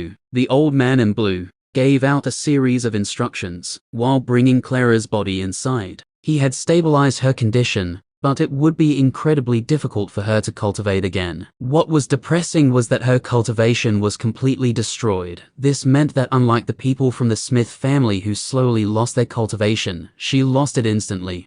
Outside the compound. "Are we really coming back in a week?" Gray asked. "Of course, we didn't take much from them this time," the lady replied while looking at Void with a grin. "Aren't you scared that they will plan an ambush?" Gray asked. "What is the use of coming back when you've already taken some things?" He thought. "They wouldn't dare. I can decide to stay here for 10 years, living in their house, and they wouldn't dare to be rude to me. The reason for this is because I'm stronger, and my background is something they cannot contend with," the lady said. "This is bullying. You know that, right?" Gray couldn't help but say, "This is how the world is, Gray. The weak have no right to speak before the strong. Take for instance, I told you to fight against your will. Were you able to refuse? No. Why? You're weak. If you want to dictate your life in this world, then be strong, be the strongest person out there. Only then will you have your life in your hands." The lady spoke as they walked out of the rich district.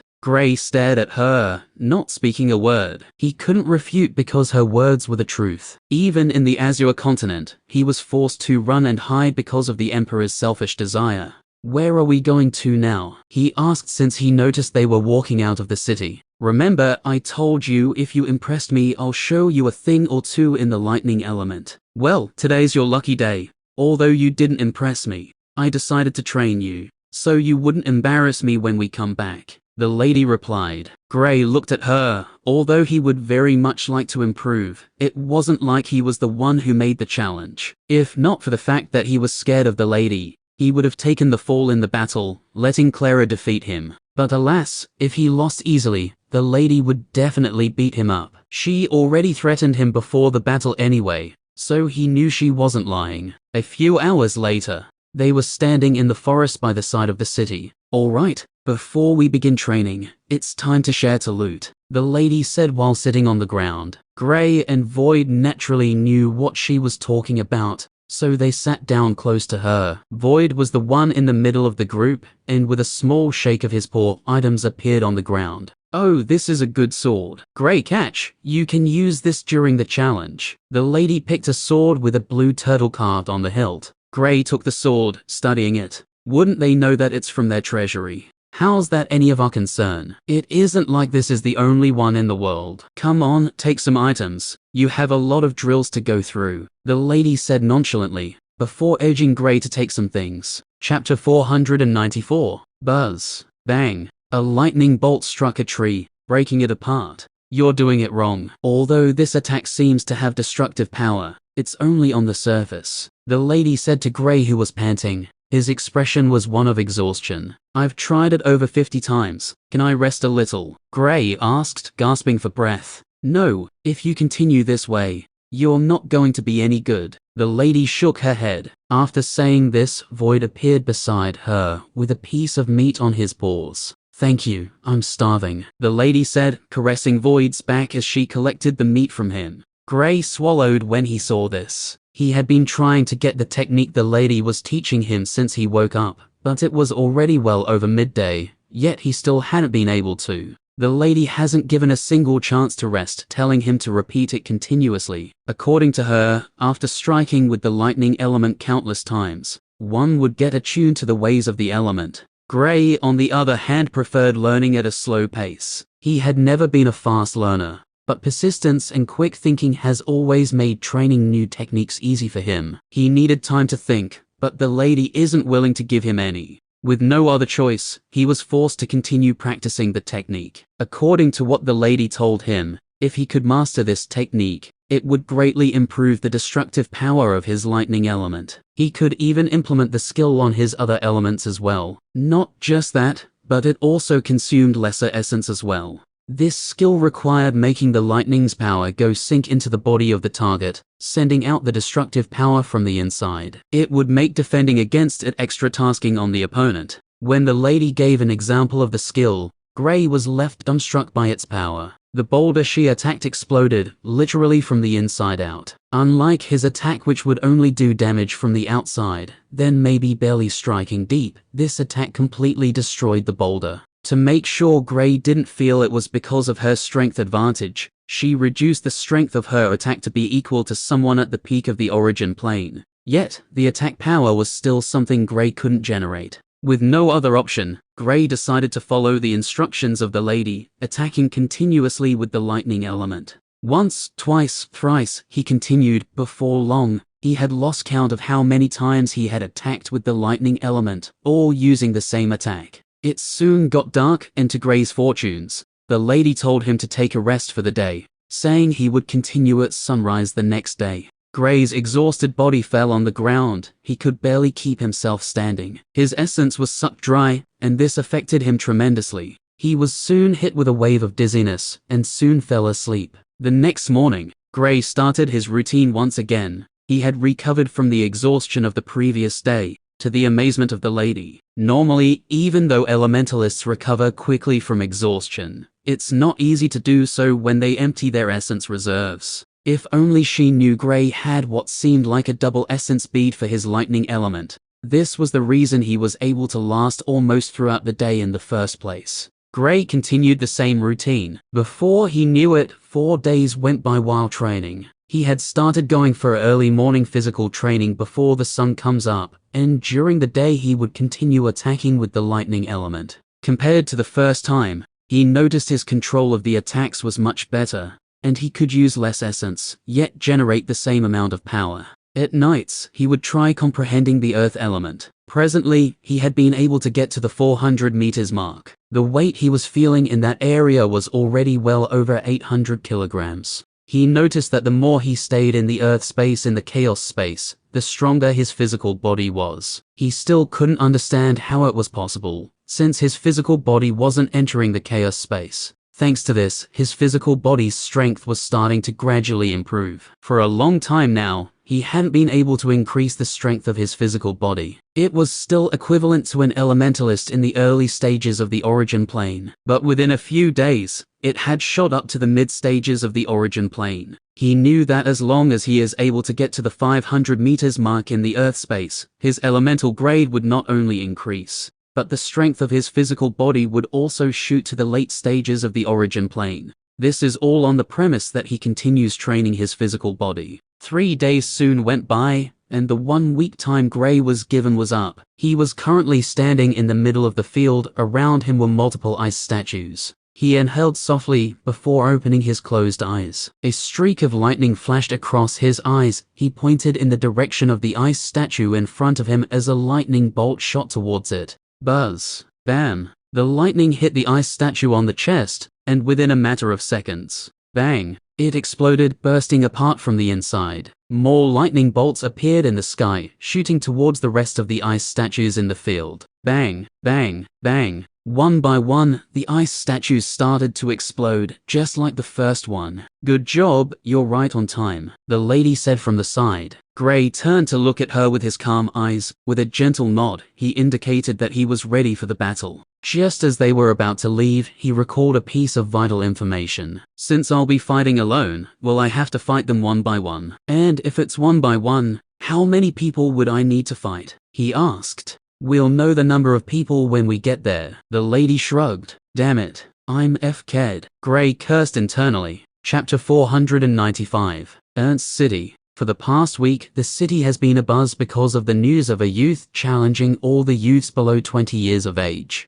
According to what was said, the granddaughter of the Gale's family head was defeated by this young man, almost killing her. It was said that he even crippled her. The Gale family head sent out a request promising a hefty reward to anyone who can defeat this young man. All the young geniuses in the city were heading towards the arena in the city. This was the place the showdown was going to take place. In a city as big as this, it was unimaginable how many people would turn up to challenge Gray, and there's also the people who would come to watch the battle.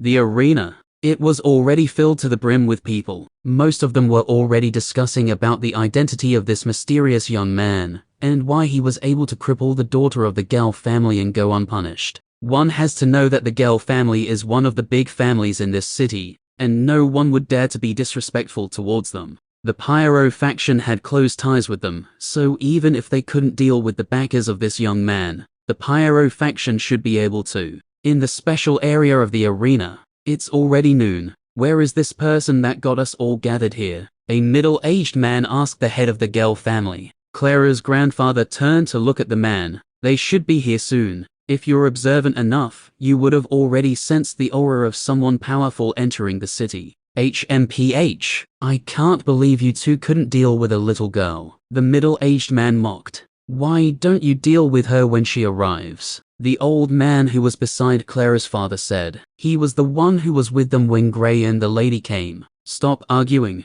I'll speak to this girl when she arrives. I want to see what gives her the guts to ask willfully in my territory. A man with amber hair said coldly. When the others heard his voice, they kept quiet. This was the leader of the Pyro faction, Druus Vermilion. He is regarded as the strongest fire elementalist in the entire Gale region. While the crowd and the big families were still speaking, Gray and the lady soon walked into the arena. He wore a black shirt and trouser, his mask still on his face. He had an indifferent expression, making it difficult to predict what he was thinking. Beside him, the lady was walking casually, with Void on her arms. I thought you wouldn't come. The head of the Gale family stood up, walking towards the edge of the special area, staring in the direction of the pathway leading into the arena. His voice was loud, catching the attention of all the people in the arena. The previously noisy arena turned pin drop silent, and one could even hear the breathing of the person close to them.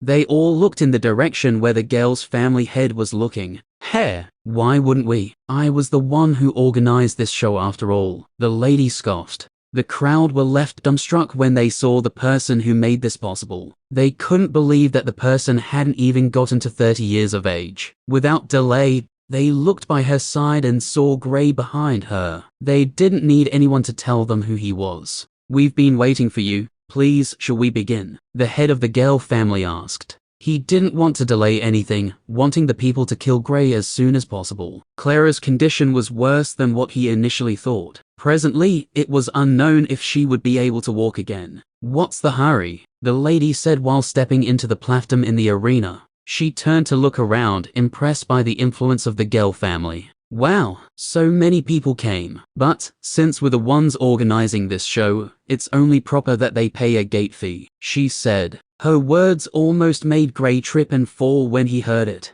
Klaus and Reynolds would like traveling with you, he said internally. Void was currently having the time of his life. With someone powerful as a backer, he could do almost anything. What was worse was that he had her full support. There are times when she was even the one encouraging him to go out and steal. During the time he was training, Void had come to the city a few times, looting from some of the major families. The reason the problem hasn't escalated was that the lady told him to only steal a few things, making sure it would be difficult for the people who check the treasury to find out. Void's ability to bypass any array formation was unbelievable. Even the lady had complimented him severally because of it. According to the lady, today was the final day of their stealing since after the battle, they would leave this place with the teleportation array. Currently, all the powerhouses from each family are here, with no powerful person behind Void could let loose, taking as much as his spatial storage could contain. Only now did Gray know the original plan. The lady didn't make this challenge to help Gray grow stronger. She did it so that they could gather all the powerhouses here and steal from their treasury, with no one as strong as them watching. The man with amber hair stood up when he heard the lady's voice. He wanted to confront her. As soon as he walked to the edge of the special area, he paused, his pupils shrunk, and he was fidgeting slightly. It's you. The lady's voice came from the platform. She was pointing at the leader of the Pyro faction. Chapter 496. Fire ahead, the lady said, looking at the man standing in the special area. The man paused, acted as if he wasn't the one she was speaking to before turning to the others in the area. I have something important to attend to. You all should take care of things here. The faction leader of the Pyro faction took flight immediately after saying this. Ho, where are you going? You won't even say hello to your friend after not seeing me for so long. The lady vanished. She soon appeared in the sky, blocking the escape of the faction leader of the Pyro faction. I'm sorry, but this is a mistake. I have never seen you before in my life. Please, if you'll excuse me. I have things to attend to, the faction leader replied calmly. Gray, the lady called out. Gray, who was on the platform, looked in the sky, a little tired of the lady. He was trying to keep a low profile, yet here she was calling out his name willy-nilly. What if these people tried to search for him with it? But having no other option, he answered with a resigned sigh. What? Remember that guy I beat up when you first saw me? The lady asked. Since she was in the sky, her voice was very loud, so every single individual in the arena could clearly hear her. Yeah, that fire elementalist. Gray nodded. He still recalled the battle, the intensity of the flames. It didn't take long before he was able to connect the dots. He's the one. Yeah. Now, he's acting as if he doesn't know me. The lady replied, firmly blocking the escape of the faction leader. Miss, I can assure you that we haven't seen each other before. How about this? I'll go and deal with what I want to do and then come back before the end of the battles. The faction leader started negotiating, to the shock of the head of the Gale family, as well as all the people here. There's no need for that. Why don't we watch the battles together? The lady said, advancing towards the faction leader. The faction leader tried to convince the lady to let him go. Unfortunately, he was unsuccessful. After a few minutes in the sky, he was forced to come down and watch the battles. He was even given a special role as a judge. Gray looked at the faction leader. He could clearly understand what he was going through. He had been a victim of the oppression of the lady, so he understood how the faction leader felt. The head of the Gale family stared at the currently sitting docile Pyro faction leader, his mouth slightly twitching. He recalled how he boasted about dealing with the issue when the lady arrived. But who would have thought that the first thing he did when they saw each other was to try to escape? A shame, he has even been beaten by the lady. No wonder he didn't dare to stay behind when he saw her. This was the thought running through the heads of most of the people in the arena. Those, especially in the special area, all felt as if they were sitting on spikes. Since even the faction leader of the Pyro faction couldn't deal with her, then they had no chance. The lady took the front seat. Close to her was the faction leader, followed by the head of the Gale family. She nodded gently to him, indicating that the battle should begin. While all these were going on, no one noticed a little black cat disappearing from the arena. Gray stood on the platform the whole time everything was happening, not moving from his spot. His training with the lady had yielded amazing results. Not just that, but he had also been able to get to the 500 meters mark in the Earth space, increasing his Earth elemental grade to blue. His physical strength is already close to the late stage of the origin plane, which was a huge boost for him. Alright, everyone knows why you're all gathered here. Anyone below 20 years of age is qualified to engage in this battle. That young man there is the challenger. Normally, we would have done a selection process to see who's strong enough to fight against him, but since the time is short, we will give him the benefit of choosing how he wants the battle to happen and how many people he can fight against. The head of the Gale family stated. Even though he wanted Gray dead, he couldn't be biased with the lady here. Gray was a single individual. There was no way he could possibly fight against all the youths below 20 years. Not just that, but there's still the issue of time. Since we're short on time, anyone below the 8th stage of the origin plane shouldn't step into the platform. Gray replied. On hearing his reply, discussions started amongst the crowd. Gray's confidence was unmatchable. Even if those below the 8th stage of the origin plane do not participate, there would still be at least over 500 people who are qualified. Does he think he would be able to fight them all on his own? Since you've decided, we'll begin immediately. The first set of fighters will only consist of those in the 8th stage of the origin plane. The head of the Gale family said. He knew Gray was too powerful for anyone in the origin plane, but he wasn't concerned. He planned to send as many people out to wear Gray out before the strong individuals would come in. He did a rough estimate and realized there were about 150 people in the 8th stage of the origin plane. He called the first person forward for the battle to begin. But just as he could call for the battle to start, Gray opened his mouth. 5 should come at me at once, we're short on time, he said calmly.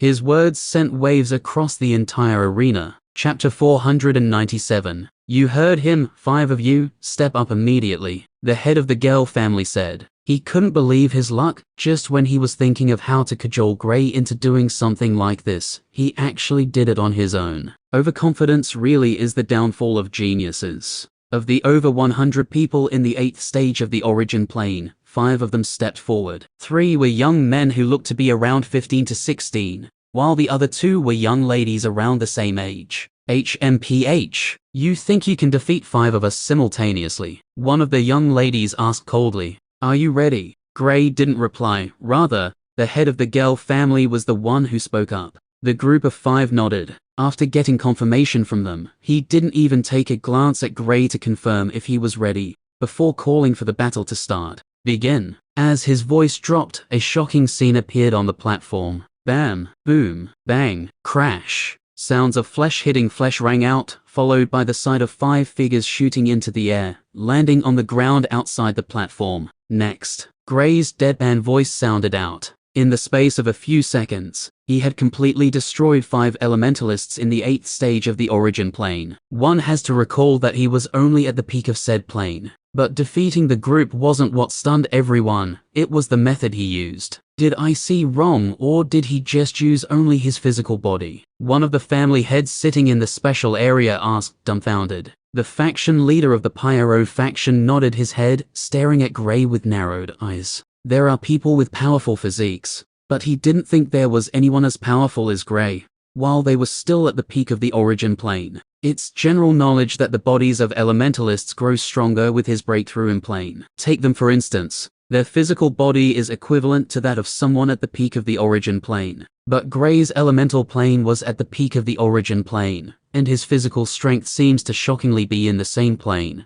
Although slightly lower than his cultivation stage, it wasn't that far behind. Next, Gray's emotionless voice rang out once again. A second set consisting of 5 young men stepped into the platform. After the head of the Gale family called for the battle to begin, an almost identical scenario played out. Gray wiped out his opponents even before they could properly think, in the same fashion, using his physical strength. Next, Gray said after the last figure crashed into the ground. The head of the Gale family called in the next set, and before everyone knew it, more than 10 sets of groups of 5 had stepped into the platform, and all of them were defeated swiftly by Gray in the same manner. In the case of the first 2 groups, One could say maybe they didn't expect it, hence they were taken by surprise. But as for the other 8 groups, they all knew this was the method Gray wanted to use, but they still couldn't stop him. 10. Gray turned to look at the head of the Gale family. He had hardly broken a sweat since the battle started. Considering that he would be fighting against all the people in the 8th stage, he wanted to get it over with before starting with the next group of fighters.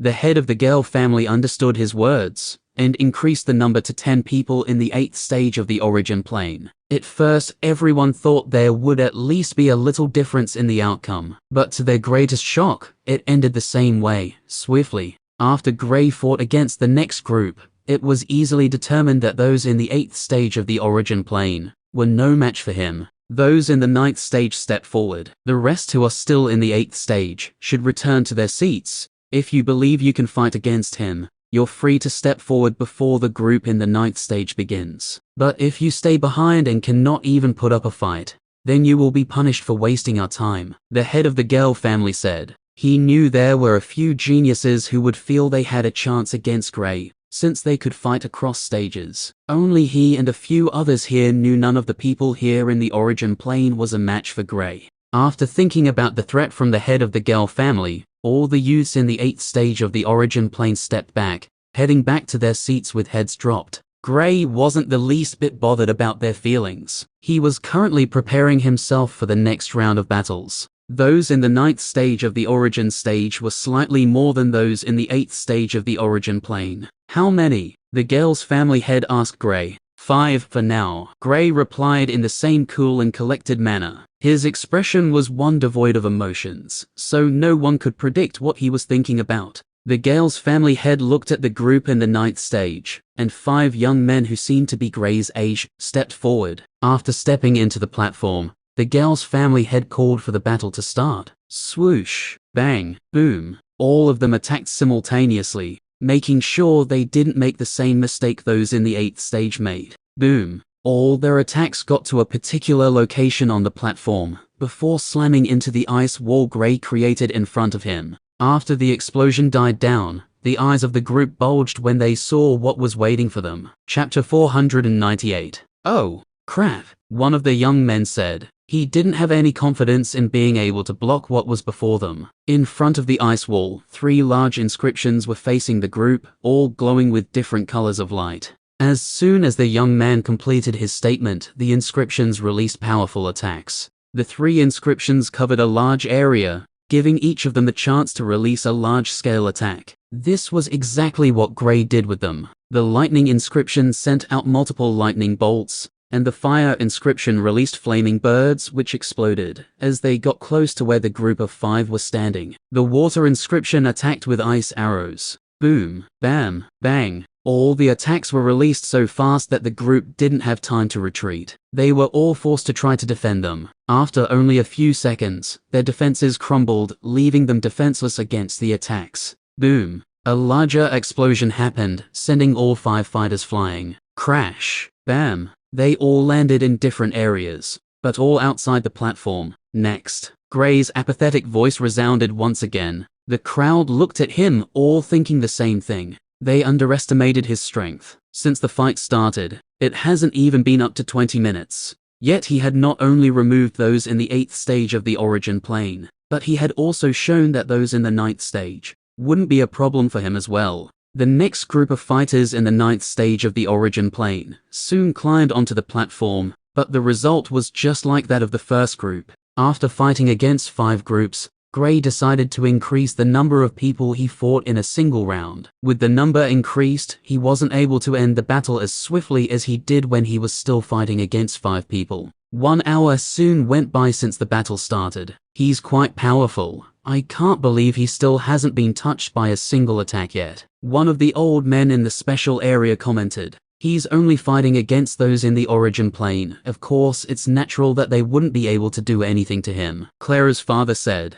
Have you forgotten he's still in the origin plane? The old man asked mockingly. Clara's father wanted to refute, but then he remembered he was correct. Gray was just so powerful that he actually forgot he was still at the peak of the origin plane. He wasn't the only one who had forgotten Gray was still in the origin plane. there were some people in the crowd as well. There are a few who think Gray was lying when he said he was still in the origin plane, because the power he was showing was something only those in the Overlord plane would. Not any ordinary Overlord plane elementalist, but those who could fight across stages.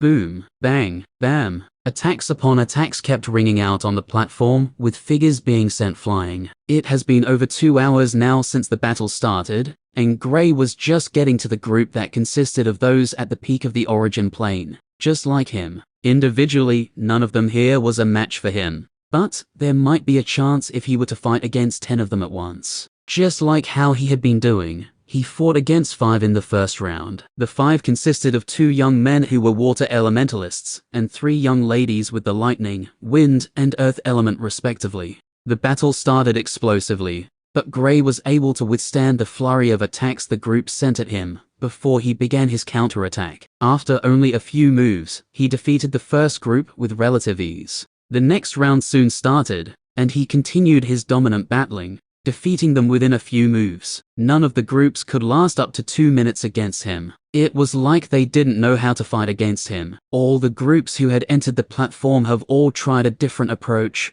but they have all been met with the same outcome: defeat. It didn't take long before the people at the peak of the origin plane slowly started to lose hope. It's one thing knowing you can't defeat someone, it's another knowing that even with 4 more people with you, you're still no match for the person. After an hour, those at the peak of the origin plane gave up, and surprisingly, no one in the crowd found their choice old. They could already tell from the first battle that there was no hope for them. What was more shocking was that amongst those at the peak of the origin plane, there were geniuses who could fight against some elementalists, who just broke through to the Overlord plane, but none of them felt they were strong enough to hold out against Gray.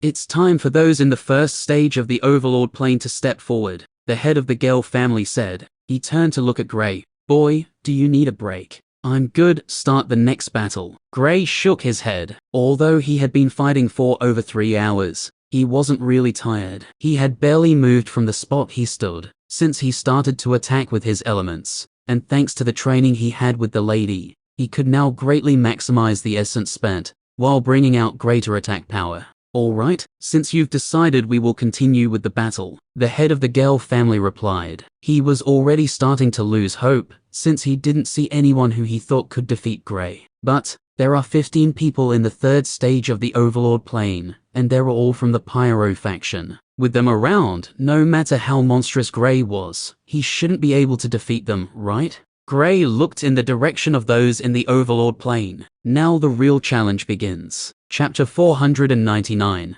The head of the Gale family stared at Gray, waiting for him to give him the number of people he wanted to fight. 1. Gray said. His words didn't surprise anyone, since they've all noticed he was a cautious person. Only after being certain that he could fight against a certain number does he increase it. They all knew he would naturally be able to defeat this person with ease, but they were all still waiting curiously for the battle to begin. This was the most dominant display they've ever witnessed, and even though the person wasn't from their city, they still felt excited by it. A young man with an orange tracksuit-looking uniform stepped forward. The crowd was stirred when they saw the young man who walked onto the platform. It's Harry from the Pyro faction, someone from the crowd said when they saw the young man walking forward. Isn't he the most powerful elementalist in the 1st stage of the Overlord plane, and ranked 52 in the early stage Overlord plane ranking in the region? Someone asked. Yes. Now, this should be an entertaining battle. Harry has defeated someone in the 2nd stage of the Overlord plane before, so he's not someone that could be categorized among those in the 1st stage of the Overlord plane. Someone else replied. In the Aurora continent, each continent has a ranking where the young geniuses are all ranked according to their strength and stages. There is a rank for those in the Origin plane, Overlord plane, and so on. Each ranking is further divided into the early, mid, and late stages. Gray turned around, not expecting the young man who walked in to be this famous. Guess you're going to be something of a challenge, he said. You're impressive, I'll give you that, but your run of continuous victories ends here, Harry said gently. Alright, I hope you'll be able to make me unleash at least 50% of my strength. Gray nodded, excited. The same goes for you, Harry replied confidently. Gray nodded, turning to look at the head of the Gale family. Begin. Swoosh. Bang. Harry was covered by a burning stream of fire as he shot towards Gray like a jet. Gray attacked with a stream of water, but Harry was able to blast a hole through the stream of water, while still going towards Gray. Good. Ha ha. Gray laughed out when he saw how easily Harry was able to break through the water. He only released it to test Harry's strength. Had Harry been unable to pass through the water stream, he would have been heavily disappointed since he was hyped for the battle. Of course, he knew he would definitely win. Boom. Bam. Harry soon got within a few meters of him, attacking with unbelievable strength. Gray created an ice wall in front of him, blocking the attack. After the first attack was blocked, Harry instantly attacked again, slashing out a fire sword that was over 5 meters long. Bam. Crack. Cracks soon started to appear in the ice wall, running like webs. Harry didn't delay, instantly attacking again with the fire sword. Gray didn't stand there just defending. Seeing that his opponent was different compared to others, he instantly created an inscription, attacking Harry with it. Harry dodged to the left, just as the attack was about to hit him, while still continuously attacking the ice wall, which had started to fall apart after the first 3 swings from the fire sword. Gray didn't panic when he saw his ice wall coming down. Instead, he attacked Harry again. Ice spikes came out of the ground from where he was standing, quickly going towards Harry. Harry sent out a large fireball towards ice spikes, destroying them as they headed towards him. Unfortunately, it didn't stop the attack from continuing. He stomped his feet on the ground, and fire exploded out of the ground, propelling him upwards. The ice spikes came out of the ground just after he was sent upwards. Gray pointed his finger at him, and one of the ice spikes turned into water, stretching towards Harry like an elongated arm. It soon grabbed hold of his ankle, before yanking him down. Harry controlled the flames around his body, circling the water arm that was holding onto his ankle like a snake before destroying it. He landed softly on the ground after this, staring at Gray with a serious expression. Gray smiled before red lightning ran across his body. Buzz. Whoosh. His figure soon disappeared, turning into a streak of lightning. Harry was surprised by Gray's speed. He covered himself once again with the fire element before spreading his arms in all directions. Tiny flakes of fire spread out. They were just as small as snowflakes. With his eyes closed, he inhaled deeply. His eyes soon snapped open, turning to his left and attacking with a fire raven. The speed and timing of his attack were very precise, since it didn't give Gray any chance to evade it.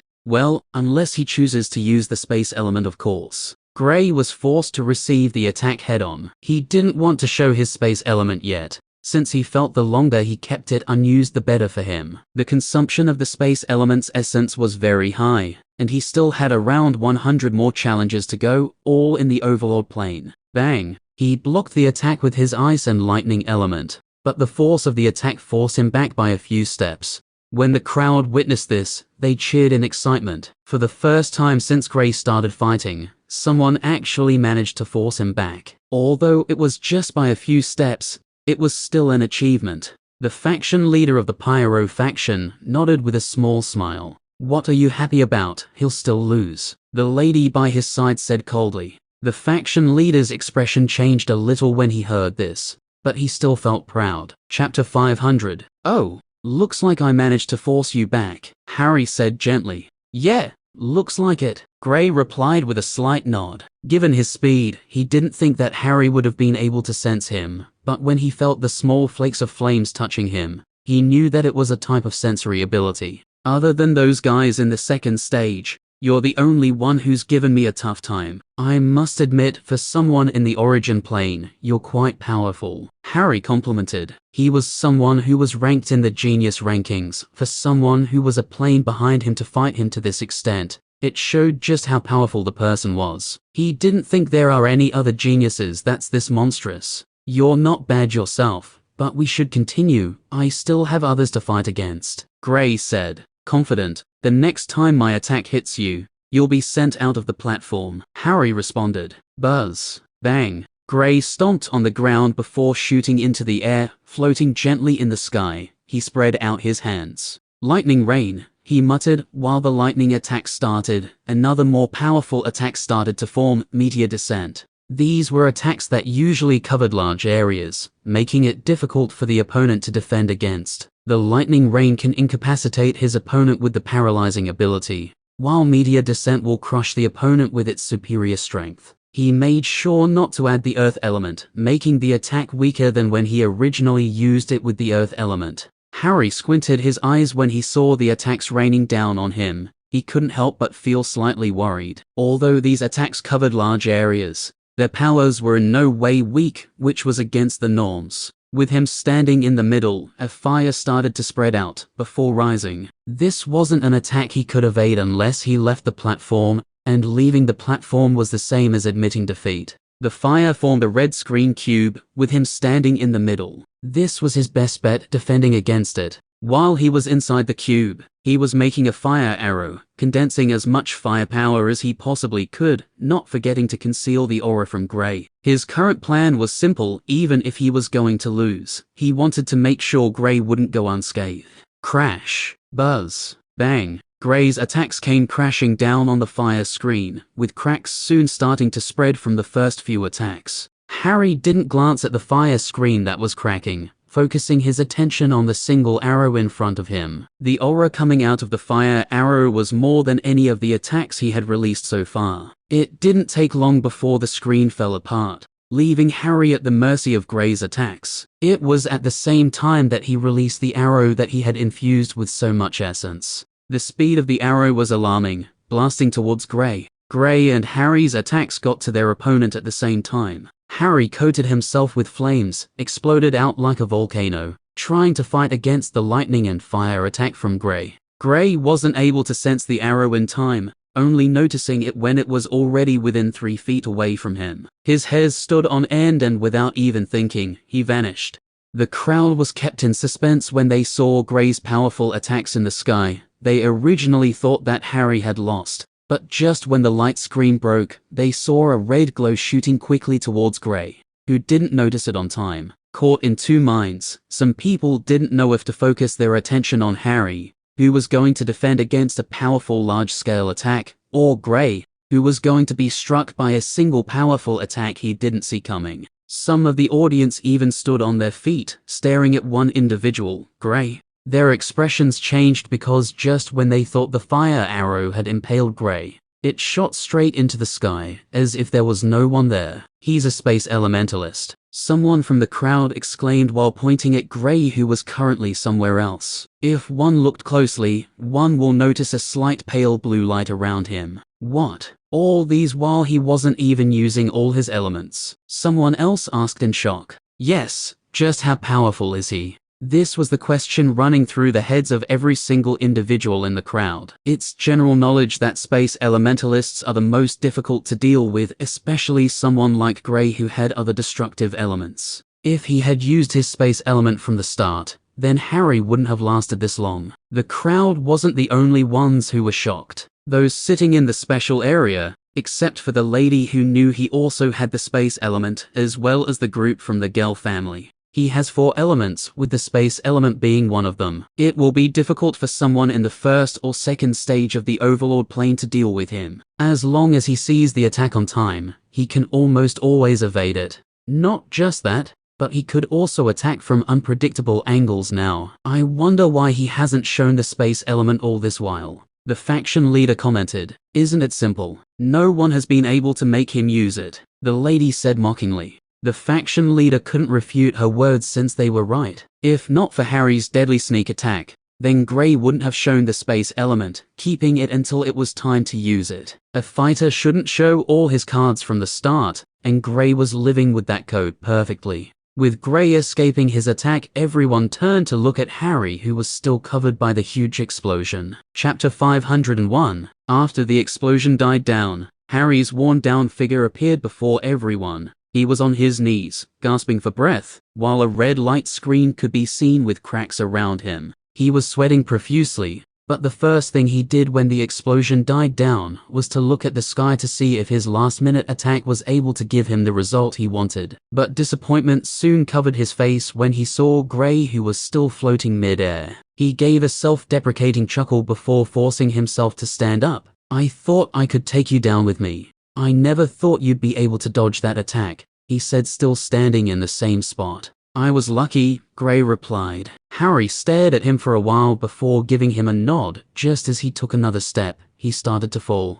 Gray's figure blinked before appearing beside Harry, supporting with one arm so he wouldn't fall. Even though he won, he had nothing but respect for him. After sensing the hand supporting him, he opened his eyes to look at who held him. On seeing that the hand belonged to Gray, he nodded slightly before closing his eyes, passing out. He used up all of his essences while defending against Gray's attacks, and he still felt a small amount of the effects of the attacks, so he was not only exhausted but injured as well. Someone from the Pyro faction came to the platform to carry Harry away. It was a young lady who was around Gray's age. She nodded with a cold look before taking Harry away. Gray kept his deadpan expression before walking back to the center of the platform. Next, he said. His words shocked everyone in the arena. They all expected him to take a rest of going through such a battle, and they wouldn't even feel angry, since they felt he needed it. But they never expected he was still raring to go. Are you sure? The head of the Gale family asked, slightly taken aback. Yes, Gray nodded. All right, come on stage. The head of the Gale family turned to look in the direction of those in the first stage of the Overlord plane. The person who stepped up next was a young lady, but everyone could sense the slight fear in her body language. She was no match for Harry, and seeing that Gray had the space element, she knew she wasn't an opponent for him. You should give up if you know you're not confident in at least trying to fight, Gray remarked. No, I'll fight, the young lady replied. All right, Gray replied. Thanks to his great physical body, he could still continue fighting without getting exhausted. Even when overusing his essence, it wouldn't make him exhausted. This was the benefit of training one's physical body. Unfortunately, no other elementalists do it, since they feel their bodies grow stronger after every breakthrough, and unlike Gray, even when some do, they can't improve this quickly. The reason for his rapid improvement in his physical strength was the orb in his body. Begin, the head of the Gale family said without much zeal. It was like he already saw the outcome of the battle. He wasn't the only one. Everyone else could tell that the young lady wasn't a match for Gray. The young lady was a lightning elementalist, so she quickly attacked as soon as the head of the Gale family said they could begin. Gray didn't think much, coating his legs with the lightning element. He shot towards the young lady. In terms of speed, red lightning is faster than silver lightning. Whoosh, buzz, bang. Within a few moves, the young lady was sent flying. Gray's strength was not something she could defend against. Not just that, but after the previous fight, he was attacking with the same attack power, so his attacks were stronger.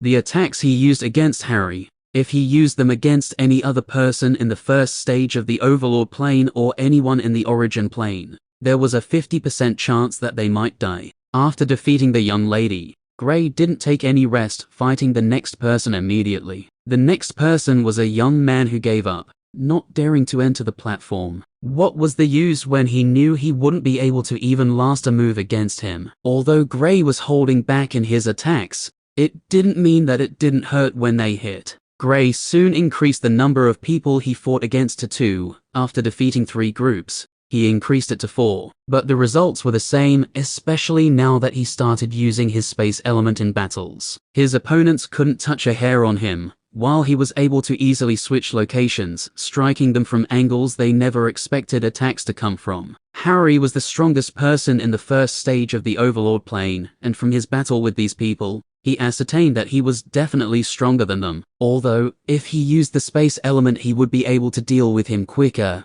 With that sensory ability Harry used, it would be difficult to sneak up on him. 30 minutes later, Gray was done battling those in the first stage of the Overlord plane. Now, there were around 50 people left. 15 of them were in the third stage of the Overlord plane, while the rest were in the second stage. Harry was stronger than some of the people in the second stage who were present here, and given the strength Gray had shown so far, he should be able to deal with most of them. Are you continuing or taking a rest? The head of the Gale family asked. Just before Gray spoke up, the lady stood up. He'll be taking a 20 minutes break, she said before heading towards Gray. Before leaving, she made sure to look at the faction leader, telling him not to take a step out of the special area. Unknown to everyone here, while they were watching battles, the greatest heist was taking place in the entire city, and it was being done by a cat. Chapter 502. 20 minutes soon went by, and Gray walked back to the platform. Everyone has been waiting patiently for the battle to start again. When they saw Gray step into the platform,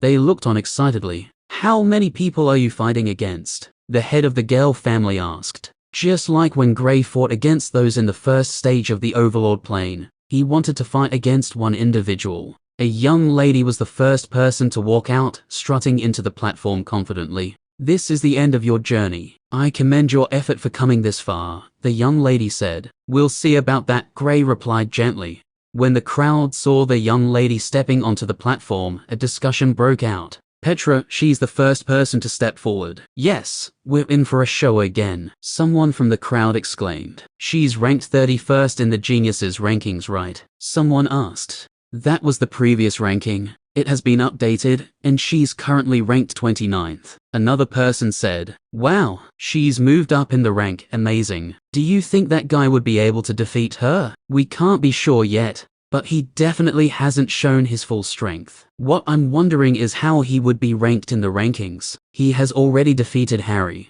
so he should be able to take his spot. The only problem is this. He's still in the origin plane." "Forget about that, the battle is about to start. Let the people who make the rankings worry about it." Petra raised her hands slowly, and a streak of darkness danced around her fingers like a snake. "A darkness elementalist," Gray muttered to himself. He had only ever fought against one darkness elementalist, and that was Quinn. Back at the Azure continent, the darkness element was rare, just like the light element, and it seems like it's the same here. "Begin." Gray didn't immediately attack when he heard the order for the battle to begin. He waited while staring at Petra. "Hair." Cautious, Petra smirked before tapping her foot on the ground. A dark shadow spread around the platform. Gray retreated when he saw this, making sure the darkness didn't touch him. He didn't know what it could do, nor did he want to know. The darkness didn't stop even after going more than halfway through the platform. It moved like a circle before covering the entire platform. Gray was forced to make an ice step that he stood on top. Petra smiled before waving her hand. A spike shot out of the ground, stabbing towards Gray, who was still standing on the ice step. Bam! Gray sent a fireball at the spike, destroying it. But as soon as he destroyed this one, another came from his back. He was standing still on the ice step, attacking any of the spikes that came in his direction. The spikes continued attacking from all angles of the platform, keeping Gray in the same position. Gray created an inscription, using it to attack Petra. Since she didn't want to give him the chance to leave the spot he was standing, he would attack with inscriptions. He could also use the space element if he wanted to. Bang! Petra created a darkness shield that blocked the attacks from the inscription. Gray vanished from where he was standing, appearing beside her with a fire orb in his hand. He quickly sent it towards her, while also making sure to create an ice step that he stood on. He had a bad feeling whenever he looked at the floor, so he didn't want to stand on it. Petra's figure suddenly sank into the ground. When the fire orb got close to her, it was as if the ground was made of water. Gray's expression changed slightly when he saw this. Looking around, he tried to find the location Petra was going to surface. Unbeknownst to him,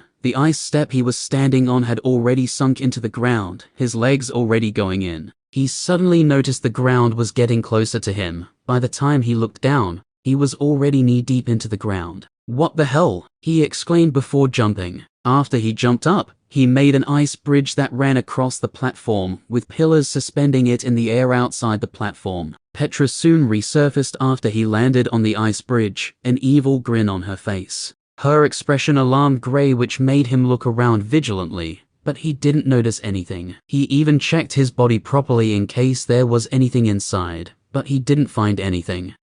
Weird. Why would she have that expression if she didn't do anything? He thought to himself. Petra, on the other hand, was starting to look at him confused. Usually, all she needed to do was touch the opponent with her darkness attack just once, and she would win the fight. But Gray was alright even after soaking in her darkness swamp. The technique she was practicing made her one of the deadliest darkness elementalists, since she turned her attacks into something similar to poison. It's just like how Gray used his darkness element to slowly corrode the cores of the young lady from the Smith family, only much more powerful. "Why isn't he showing any signs of reacting to my poison?" Petra asked while staring at Gray. Gray stood on top of the bridge for a little while before spreading out his hand. Since Petra wasn't going to make any move, then he was going to destroy what she made on the platform. Meteor descent, he muttered. Large fireballs appeared in the air like a meteor before descending down. Petra, seeing the attacks, sank back into the ground,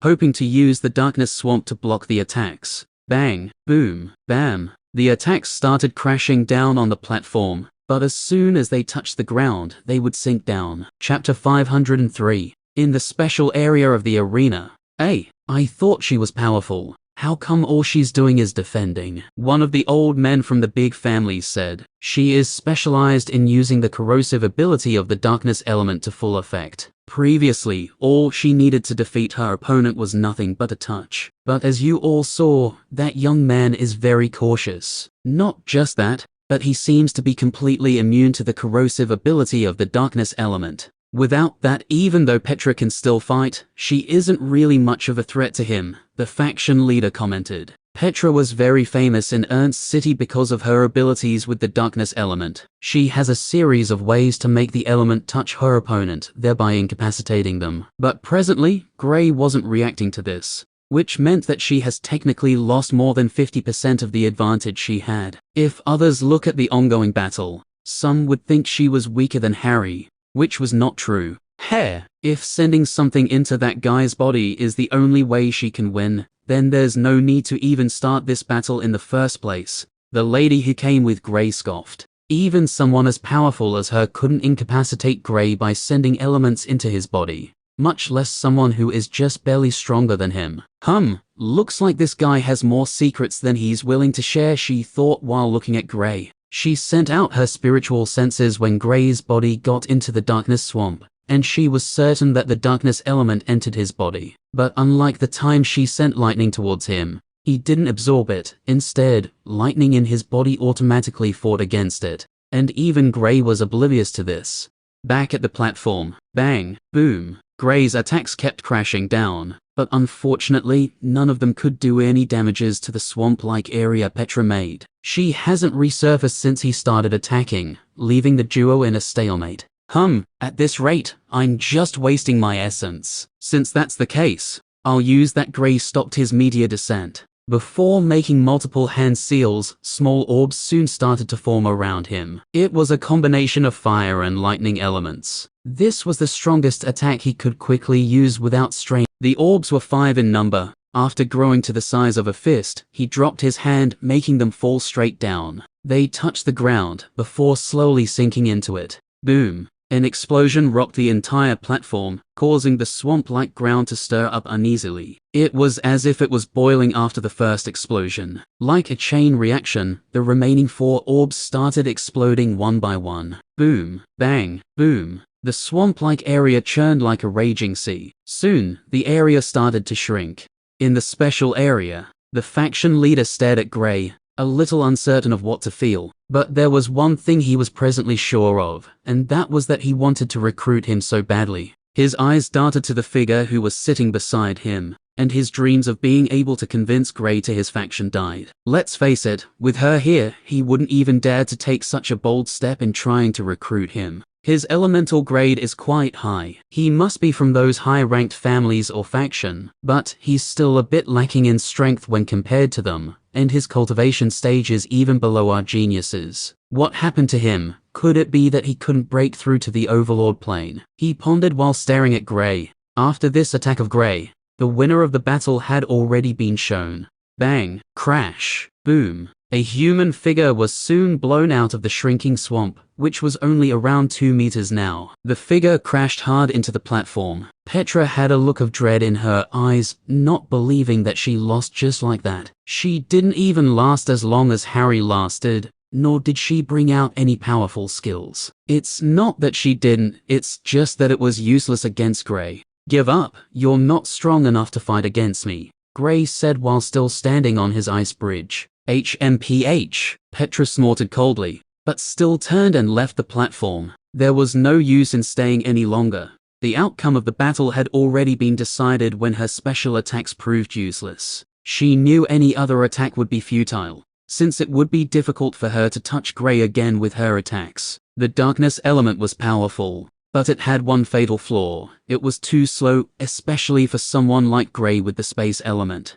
Well, that's underwhelming, someone commented from the crowd. Yeah, I think her special move was useless against him. This is why she lost so easily, a more observant person in the crowd said. They all started to discuss the battle, but one thing was for sure, it didn't live up to expectations. Harry's battle was more blood-boiling and thrilling. No need to fret, there are still 2 more people higher up in the rankings, and none of them is a darkness elementalist. And if he manages to defeat them, then there's the lot in the 3rd stage, and Clovis from the Pyro faction is there. He's ranked among the top 5 in this region amongst those in the early stages of the Overlord plane. I don't think this kid would be able to beat him. Back at the platform, Gray had called for the next challenger to step forward. After defeating Harry, no other battle has been worthwhile. Even he couldn't deny it. If not for the ladies' training, he wouldn't have been as powerful as this. Every bit counts. I hope she can continue training me though. Chapter 504. The next person was also a young lady, but she was a dual elementalist, having the fire and wind elements which are greatly beneficial to each other. Begin. Swoosh. Bang. Crack. The young lady darted forward and attacked immediately, destroying the ice bridge Gray made. Gray jumped down from the bridge to dodge the attack, but just before his leg could touch the ground, boom, bang, the young lady attacked again, forcing him to defend. He was pushed back, sliding almost 5 meters before he stopped. He raised his head to look at the young lady, but she was nowhere to be seen. Without even thinking, he set up an ice wall around himself to block any unsuspecting attack. Bam! An attack slammed into the ice wall on his right, and he quickly looked in that direction. Swoosh! As Gray was turning to look to his right, a figure appeared in the sky, just above him. Crap! He suddenly realized the attack to the wall was a feint. Boom! The young lady who was just around 4 meters above him attacked with full power. Bang! Crack! The ice walls in all corners shattered, and Gray's figure could be seen shooting out of the place where the explosion occurred. The young lady followed swiftly, not waiting to give him a chance to recuperate. She was far stronger than Clara, who he fought against back at the Gale family. Assisted by her dual elements, she wasn't an easy opponent. Her attack power was on the level of Harry, and her speed was surprisingly above Gray's. Swoosh, boom, bang. She continued attacking relentlessly, with Gray doing his best to make sure he wasn't hit by any of the attacks. He was dodging the attacks by a hair's breadth, making sure to minimize the space essence he uses. Without the space element, she would have hit him by now. Bang! An attack which was about to hit him solidly on the back was blocked by a timely fire orb he sent out. The impact of the attack though forced him back once again. As soon as his foot touched the ground, even before he could regain his footing, he hurriedly made an inscription in the sky. The young lady shot past the place of the explosion which still had smoke around, attempting to attack Gray once again. But she suddenly halted before dodging to the right. Bang! Gray's inscription attacked slammed into the ground, missing its target. Gray used the small time he got to organize himself before trying to attack the young lady. When the young lady saw Gray's attack coming towards her, she created a wind screen that blocked the attack before sending out an attack. They soon started exchanging moves, with the young lady dodging most of Gray's attacks, while also blocking some. Gray decided to play it safe, dodging as much as he can. He noticed from the start that his defense was not strong enough to block the young lady's attacks, so whenever he tries to block it, he only creates opportunities for his opponent to suppress him. Since the introduction of his inscription, the battle has been slightly balanced, although the young lady is clearly on top in terms of power and defense. The crowd cheered on happily while watching the back and forth battle between both fighters. This has been one of the most even battles since the battles started, and for the first time even, Gray was on the back foot. This made the crowd cheer even more. Although they had been enjoying the battles all this while, it was still somewhat embarrassing to see the geniuses from your city being wiped out by an unknown individual who isn't even on the same plane as them. Ha ha ha. Although Phoebe is ranked lower than Petra, she has her advantages as well. With insane speed and power, she is dominating this brat. Ha ha ha. I can feel my blood boiling. Quick, hold me before I jump onto the platform. An excited laughter came from the crowd. Ha ha ha, me too. Unfortunately, we are already too old. I would have loved to teach this brat a thing or two. The crowd was very lively in this battle. Some were commending the efforts of Phoebe, who was suppressing Gray, while a stark few were unexpectedly rooting for Gray. The reason for this: they didn't want the battles to end soon. In the special area, Phoebe made the best decision. Ceaseless attacks will always suppress your opponents, the faction leader commented. Phoebe was a member of the Pyro faction as well, so he felt quite proud of her. The Pyro faction only took in elementalists who had the fire element, not against an opponent as cool-headed as Gray. Yes, it will place him in a slightly difficult position, but he will find a way to get through this. Don't forget he's making minimum use of the space element, and I do believe that he has a few tricks up his sleeves as well, the lady who came with Gray said. The faction leader nodded. He too noticed Gray's amazing composure. Most people his age wouldn't be this composed when they're being forced back or suppressed, but he was not only keeping calm, but people could see that he seems to be planning something. Back on the platform, Gray has been dodging in a certain movement, moving all over the platform as he dodged and attacked. There was a reason for this though. He was making an array, not just any array, but a small-scale teleportation array. While he was training with the lady on essence consumption, he tried to implement it on his arrays as well, and he managed to come up with something a little unique. Making a small-scale teleportation array around a certain region, it would not only make him teleport faster, but the essence consumption rate would be at least 40% lower. Against a fast opponent like Phoebe, this was the best move. How do you defeat a speedster? By being faster. There's no way a wind elementalist would be able to dominate a space elementalist in terms of speed, and Gray was about to show Phoebe exactly this. Chapter 505. That took longer than expected, Gray thought as he once again dodged Phoebe's attack. Bang! The attack slammed into the side of the platform. All right, time to counterattack, Gray smiled before vanishing. For the first time since their battle started, Gray used the space element when he was not under any attack. Phoebe tensed up, waiting patiently for where Gray would appear. Left, she turned to her left quickly, while sending out a powerful swirling flame. Boom. The attack missed its target as there was no one there. He's gone again. Heh. If he thinks he can defeat me this way, then he's underestimating my capabilities, Phoebe scoffed. Gray's figure soon popped out from behind her, but she was ready once again, attacking quickly while retreating backward. Boom. The attack hit empty air once again, as Gray's figure was nowhere to be seen. Just before Phoebe was able to steady herself after retreating, Gray's figure popped up once again from her back. Bang! Gray attacked as soon as he came out this time. Phoebe turned around quickly with the help of the wind element, using her powerful flames to block the attack. She was forced to take a single step back because of the impact. Compared to Gray's fire attack, Phoebe's was more powerful. And it isn't really something surprising since she was more powerful. If not for Gray's array of elements, as well as his strong physical body, he wouldn't have been able to fight against her for this long. Phoebe's expression turned serious, not expecting Gray's speed in teleporting to be this fast. Boom. She managed to block another attack, but this time she was forced back by 2 steps,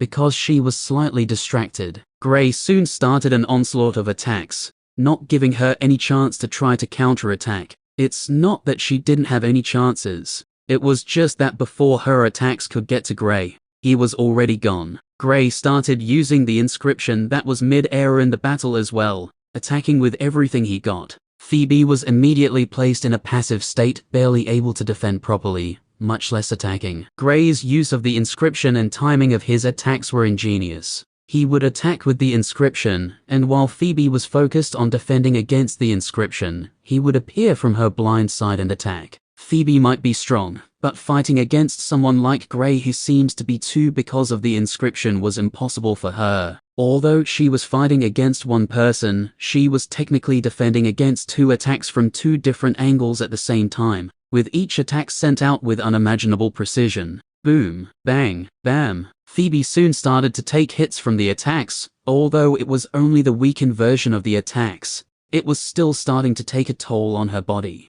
The crowd was still watching the battle excitedly. Those rooting for Phoebe clenched their fists in worry, as they could see she was on the verge of losing. Those who supported Gray were all happy, while the majority of them were just enjoying the beauty of the battle. and the craftiness of Gray. With a simple solution, he reversed the situation of the battle, and from the looks of it, this was how the battle was going to end. At the special area, *SIGH*, he's won again. The faction leader shook his head dejectedly. Although he wasn't too hopeful in Phoebe winning, he still had some hope when Gray was on the back foot. Gray isn't as powerful as Phoebe, but he was more experienced in battling, knowing when to defend and attack. This was the true strength of a fighter. Battles aren't always about power, but brains. A smart opponent can easily wipe out an army if given resources and a chance to plan properly. Isn't it expected? He might be weaker than those left, but his battle experience is higher. Not just that, but having multiple elements and being smart enough to use it in the most ingenious ways makes him an opponent people wouldn't want to meet. If he were to be a stage or two lower than me, I wouldn't dare to fight against him, the lady said. The faction leader nodded. He couldn't refute the fact that Gray was a tad above others his age when it came to battles. He was also very cool and collected when forced into a tough situation, making it difficult to force him to make wrong decisions. The battle went on, and Phoebe continued getting hit by Gray's attacks. After almost 10 minutes of the constant barrage of attacks, Phoebe was forced to her knees. "It's over. I win," Gray said, appearing before her. "I guess so," Phoebe replied before standing up. She gave Gray a deep look before turning around, heading back to the area those from the Pyro faction were sitting. Since she had been defeated, she had turned to one of the audience watching the battle. Gray heaved a sigh of relief. This battle was tougher than he expected, but he was happy with the result. "Will you continue?" the head of the Gale family asked. To his surprise, Gray shook his head. This battle took a lot from him. He wanted to take a 15 minutes break to recover. The head of the Gale family nodded, before taking his seat. None of the people in the arena complained when Gray said he wanted to rest. He had been fighting for almost 4 hours now, alone against a large group of people. Not many people could last this long. What was more exciting was that there would be more thrilling battles to come, and the possibility of Gray losing soon is very high. This can be seen in his battle against Phoebe. Although he managed to win in the end, it wasn't as easy as it used to be. Not everyone in the second stage was as powerful as Phoebe. There were 2 or 3 more just as strong if not stronger than her. Then, there's the group in the third stage of the Overlord plane. If Gray manages to get to that point, then he would most certainly lose. This was what everyone in the crowd was thinking, but they were all impressed by his performance nonetheless. Chapter 506. After 30 minutes went by, Gray stood up from his meditative position. "I'm ready," he said to the head of the Gale. The head of the Gale family nodded before calling the next challenger. This person was a young man, dressed in the uniform of members of the Pyro faction. Their battle soon started, with both individuals being locked in a stalemate. Although this person wasn't as powerful as Phoebe, he wasn't weak either. Just like Phoebe, he was also a dual elementalist, having the fire and earth element. His high defense coupled with the high firepower made him a difficult opponent. Gray was certain that he would be able to go toe-to-toe with mid-stages Overlord plane elementalists, who have a purple elemental grade for their elements. The strength of each elementalist is greatly attributed to how high their elemental grades were. For instance, the only reason Gray could fight against these people was that he had multiple high elemental grades. Some of his opponents had the blue or violet grade, but he had 3 elements that were in the blue grade, and 1 was in the violet grade, while another was in the cyan grade, which he was certain was more powerful than the violet grade. Boom, bang, bam. They exchanged moves rapidly, with Gray managing to slowly gain the upper hand when he introduced his inscriptions as well as his space element. With these 2 in his arsenal, it was difficult for people who were just barely stronger than he is to defeat him. After almost 20 minutes of fighting, he managed to defeat the young man. The crowd didn't find this unexpected, since they had already predicted it from the start. Other than 2 young men in this group who were slightly stronger than Phoebe and a young lady that was on her level, there was no one else who would be able to threaten Gray. Even with those 3, it would be difficult for them to defeat him, since once he introduces his inscriptions, it would seem like they were fighting against 2 individuals at the same time. Given the wits and brains Gray had shown so far, he's good at capitalizing on mistakes. Gray started the next battle immediately. since he didn't use much of his elemental essence during the previous battle. His opponent was weaker than the young man he just fought, so he was able to quickly get the win. 1 hour 30 minutes later, only 3 people were left in the group of the second stage Overlord Plane Elementalists, and they were the 3 the crowd singled out. "Will you continue?" the head of the Gale family asked. Gray nodded, not wanting to waste any more time. He could tell these 3 were just as powerful as Phoebe, if not stronger. She was the only one who had placed him in a difficult situation, and he wanted to see if someone could force him to go the extra mile. "All right," the head of the Gale family nodded before turning his gaze to the group of 3. He couldn't believe that of over 500 people who came for the battle, only 18 were left. 15 were in the third stage of the Overlord Plane, while the remaining 3 were in the second stage. If things went as expected, then Gray would certainly defeat these 3. He didn't know what was more embarrassing, calling forth multiple people from their city to be defeated, or the fact that they were being defeated by a single person who was even on a lower plane. The young lady amongst the 3 was the one who stepped forward when she noticed none of the 2 young men were showing any signs of making a move. They both had smug and confident expressions, and she couldn't help but wonder where it came from. It was important for a fighter to be confident when they're going into battle, but if who they're fighting is someone who has defeated someone stronger than they are, confidence alone won't be enough. "Hello, I'll be your opponent this time. Please go easy on me." The young lady bowed as she got on the platform. Likewise, Gray bowed as well. "Begin," the head of the Gale family called out. Gray and the young lady attacked simultaneously, each not wanting to give the other the time to prepare. Boom. Both attacks crashed into each other, causing an explosion. The young lady was a lightning elementalist, so after his attack was blocked by Gray's attack, she coated her body with the lightning element before rushing towards him. Gray didn't stand by idle. He also used his lightning element to dash towards the position the young lady was standing. Swoosh, buzz, bang, boom. They quickly started exchanging moves with red and silver lightning streaks running through the entire platform. Some people with lower stages found it difficult to keep up with their speed. Gray didn't give the young lady any chances, attacking whenever the opportunity arose. The young lady also attacked as well, blasting Gray with her most powerful attacks. The battle didn't last long, as after 5 minutes, Gray and the young lady stopped moving, red streaks of lightning still dancing around Gray's body like a snake. Surprisingly,